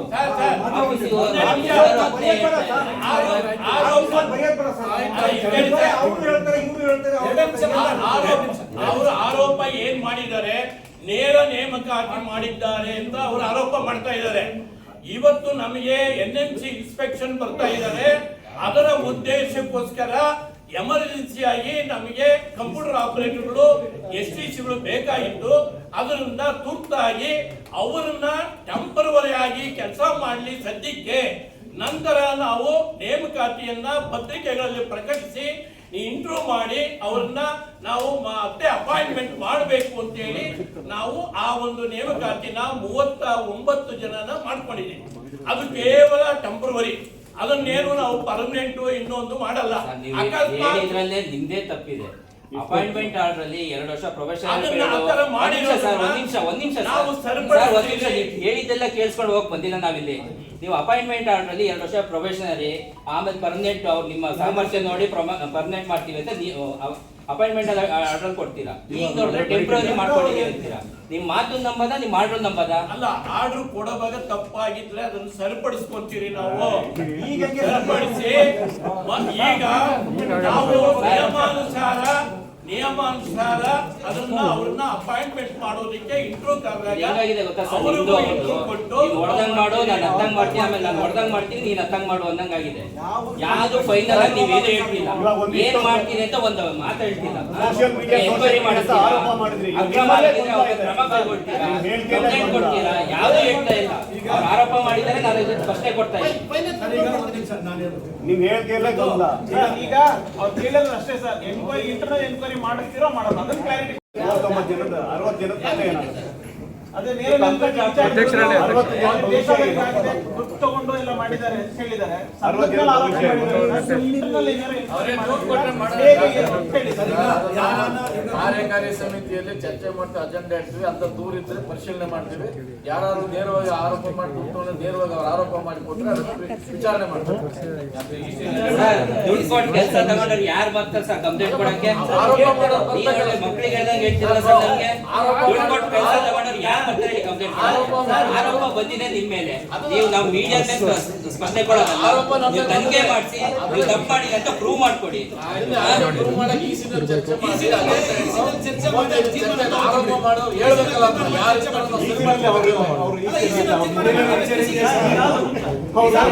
ಈಗ ನಮ್ಮ ರಾಘವೇಂದ್ರ ಮಾತಾಡಿದ್ರೆ ಬರ್ಬೋದು. ಅದೆಲ್ಲ ಒಂದು ನಿಮಿಷ ಬರ್ಬೋದು. ಅವ್ರು ಬರ್ಬೋದಾ? ಬರ್ಬೋದು. ಅಲ್ಲ, ಕೋನಪ್ ರೆಡ್ಡಿ ಕಂಪ್ಲೇಂಟ್ ಯಾರು ಮಾಡ್ತಾರೆ? ಆರೋಪ ಮಾಡ್ತಾರೆ.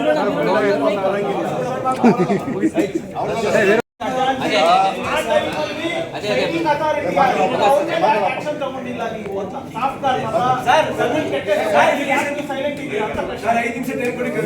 ಈಗ ಕ್ಲಿಯರ್ ಮಾಡ್ತೀವಿ. ಕೋನಪ್ ರೆಡ್ಡಿ ಅವರು ಸಸ್ಪೆಂಡ್ ಮಾಡಿರೋ ವರದಿನ ತಿದ್ದಿ ಮಾಡಿರೋದು ಅನ್ನೋ ವಿಚಾರದಲ್ಲಿ ಸಸ್ಪೆಂಡ್ ಮಾಡಿದ್ರು. ನೀವು ಹೇಳ್ತಾ ಇದ್ರು ಅವಾಗ ಒಬ್ಬರೇ ಇರಲಿಲ್ಲ, ಸೆಕ್ರೆಟರಿ ಅವರಿದ್ರು, ಅಧ್ಯಕ್ಷರು ಬಾಲಣ್ಣ ಇದ್ರು ಅಂತ ಹೇಳ್ತಿದ್ರು. ಅಲ್ಲಿ ಫೈಲನ್ನ ಪರಿಶೀಲನೆ ಮಾಡಿ ಒಂದು ವಿಚಾರಣೆ ವರದಿ ಮಾಡಿದ್ದಾರೆ. ಅಲ್ಲಿ ಅಧ್ಯಕ್ಷ ಏನ್ ಬರೆದಿದ್ದಾರೆ, ತಾರತಮ್ಯ ಕಮಿಟಿ ವರದಿಯಂತೆ ಆದೇಶ ನೀಡುವುದು ಅಂತ ಬರೆದವ್ರೆ ಅವ್ರ ಟಿಪ್ಪಣಿ ಬರೆದಿರೋದ್ರಿಂದ ಅವರು ಕ್ಲಿಯರ್ ಆಗಿ ಹೇಳ್ಬಿಟ್ಟಿದ್ದಾರೆ, ತಾರತಮ್ಯ ಕಮಿಟಿ ವರದಿ ಏನಿದೆ ಅದ್ರ ಪ್ರಕಾರ ಮಾಡ್ಬೇಕು ಅಂತ ಬರೆದಿದ್ದಾರೆ. ಇವ್ರು ಕೋನಪ್ ರೆಡ್ಡಿ ಅವರು ಅಲ್ಲಿ 2017ರಿಂದ ಕೊಡ್ಬೇಕಾಗಿರೋದ 2012ರಿಂದ ತಿದ್ದಿರೋದು ಇವರು ಯಾರು ಅದನ್ನೇ ಸೇರಿ 2/4/2025ರಲ್ಲಿ ದೊಡ್ಡ ಹೋರಾಟ ಮಾಡ್ತೀವಿ ಇಸಿ ಒಳಗೆ. ಯಾವುದೇ ಕಾರಣಕ್ಕೂ SR ರೈಟ್ ಎಂಟ್ರಿ ಕರಿಬಾರ್ದು. ಪೂಜ್ಯ ಸ್ವಾಮೀಜಿ ಅವರು 20% ಲೆಸ್ ಕರಿಬೇಕು ಅಂತ ಹೇಳಿರ್ತಾರೆ.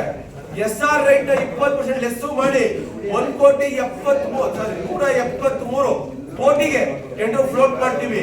ಆ ಸಂದರ್ಭದಲ್ಲಿ ಟೆಂಡರ್ದಾರರು ಯಾವಾಗ 173 ಕೋಟಿಗೆ ಫಿಕ್ಸ್ ಮಾಡ್ತೀವಿ, ಟೆಂಡರ್ದಾರರು ಬಂದು 224 ಕೋಟಿಗೆ ಹಾಕ್ತಾರೆ. ನಾವು ಫ್ಲೋಟ್ ಮಾಡಿದ್ 173, ಟೆಂಡರ್ದಾರರು 224 ಹಾಕ್ತಾರೆ. ಆ ಸಂದರ್ಭದಲ್ಲಿ ನಾನು ಆ ಇಸಿ 3/6/2025 ಇಸಿಲಿ ಅದು ಹೋರಾಟ ಮಾಡ್ತೀನಿ, ಚಾಲೆಂಜ್ ತಗೋತೀನಿ. ಇದೇ ಸಭೆಯಲ್ಲಿ ಚಾಲೆಂಜ್ ಮಾಡ್ತಾರೆ, ಶ್ರೀಧರ್ ನೀನ್ 20% ಲೆಸ್ ಮಾಡ್ಸಕ್ಕಾಗಲ್ಲ ಅಂತ. ಅವತ್ತು ಹೇಳ್ತಾರೆ, ನೀನ್ 20% ಲೆಸ್ ಮಾಡಿಲ್ಲ ಅಂದ್ರೆ ನಾವ್ ಏನ್ ಬೇಕಾದ್ರೆ ತೀರ್ಮಾನ ತಗೋಬಹುದು, 224 ಕೋಟಿ ಕೊಟ್ಬಿಡ್ತೀವಿ ಕೆಲಸನ ಅಂತಾರೆ. ಅವತ್ತು ನಾನು ಚಾಲೆಂಜ್ ತಗೋತೀನಿ, ಬೇಕಾದ್ರೆ ಸದಸ್ಯರ ವಜಾ ಮಾಡಿ 20% ಲೆಸ್ ಮಾಡ್ತೀನಿ ನಾನು ಅಂತ ಚಾಲೆಂಜ್ ತಗೊಂಡಾಗ ನೋಡಿ 20% ನೆಗೋಸಿಯೇಷನ್ ಮಾಡಿದಾಗ 184 ಕೋಟಿಗೆ ಅಂದ್ರೆ ಸುಮಾರು 28 ಕೋಟಿ ರೂಪಾಯಿ ದುಡ್ಡು ಉಳಿಸಿದ್ದೀನಿ ನಾನು.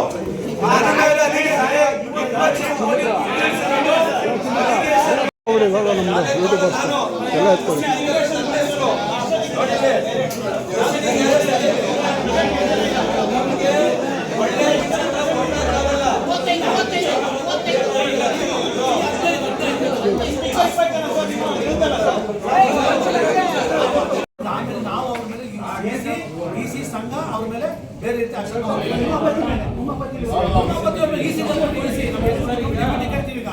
ಕರೆದುಬಿಟ್ಟು ಅವ್ರ ಮೇಲೆ ಕೂಡ ಆಕ್ಷನ್ ತಗೊಂಡು. ಬಟ್ ಈಗ ಸಂಘ ಮೇಲೆ ಯಾಕೆ ಅವ್ರು ಆ ಥರ ಅಲಿಗೇಷನ್ ಮಾಡಿದ್ರು ಅಂತ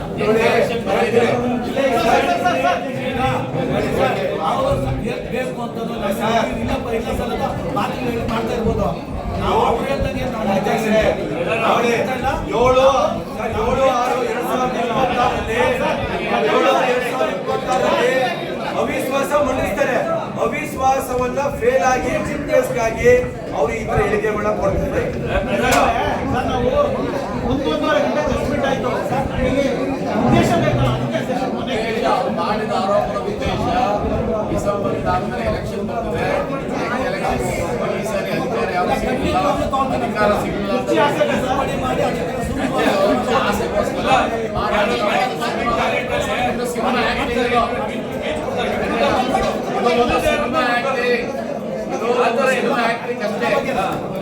ಒಳ್ಳೆ ಪ್ರೊಡ್ಯೂಸರ್ ಇಲ್ಲಿ ಯಾರು 300 ಕೋಟಿ 400 ಕೋಟಿ ತಿನ್ನಕ್ಕೆ ಇದು ರಾಜ್ಯ ಸರ್ಕಾರ ಅಲ್ಲ. ಇದು ಇದು ಒಕ್ಕಲಿಗರ ಸಂಘ 1 ಲಕ್ಷ ರೂಪಾಯಿ ಡ್ರಾ ಮಾಡ್ಬೇಕು ಅಂದ್ರೆ 18 ಜನ ಸೈನ್ ಹಾಕ್ಬೇಕು. ಕ್ಯಾಶ್ ಡ್ರಾ ಮಾಡಕ್ಕೆ ಬರಲ್ಲ. 300 ಕೋಟಿ 400 ಕೋಟಿ ಭ್ರಷ್ಟಾಚಾರ ಎಲ್ಲಿಂದ ಆಗ್ತಾರೆ? ಇವತ್ತಲ್ಲ, ಹಿಂದೆಯಿಂದಲೂ ಕೂಡ ಒಕ್ಕಲಿಗರ ಸಂಘದಲ್ಲಿ ಯಾವತ್ತೂ ಆಗಿಲ್ಲ. ಮತ್ತೆ ಕೇಳಿ ಸರ್, 4 ವರ್ಷದಲ್ಲಿ ನಮ್ಮ ತಂಡ ಬಂದ್ಮೇಲೆ 100 ಕೋಟಿ ಇದ್ದಿದ್ದು ಇವತ್ತು 900 ಕೋಟಿ ಬಂದಿದೆ. 900 ಕೋಟಿ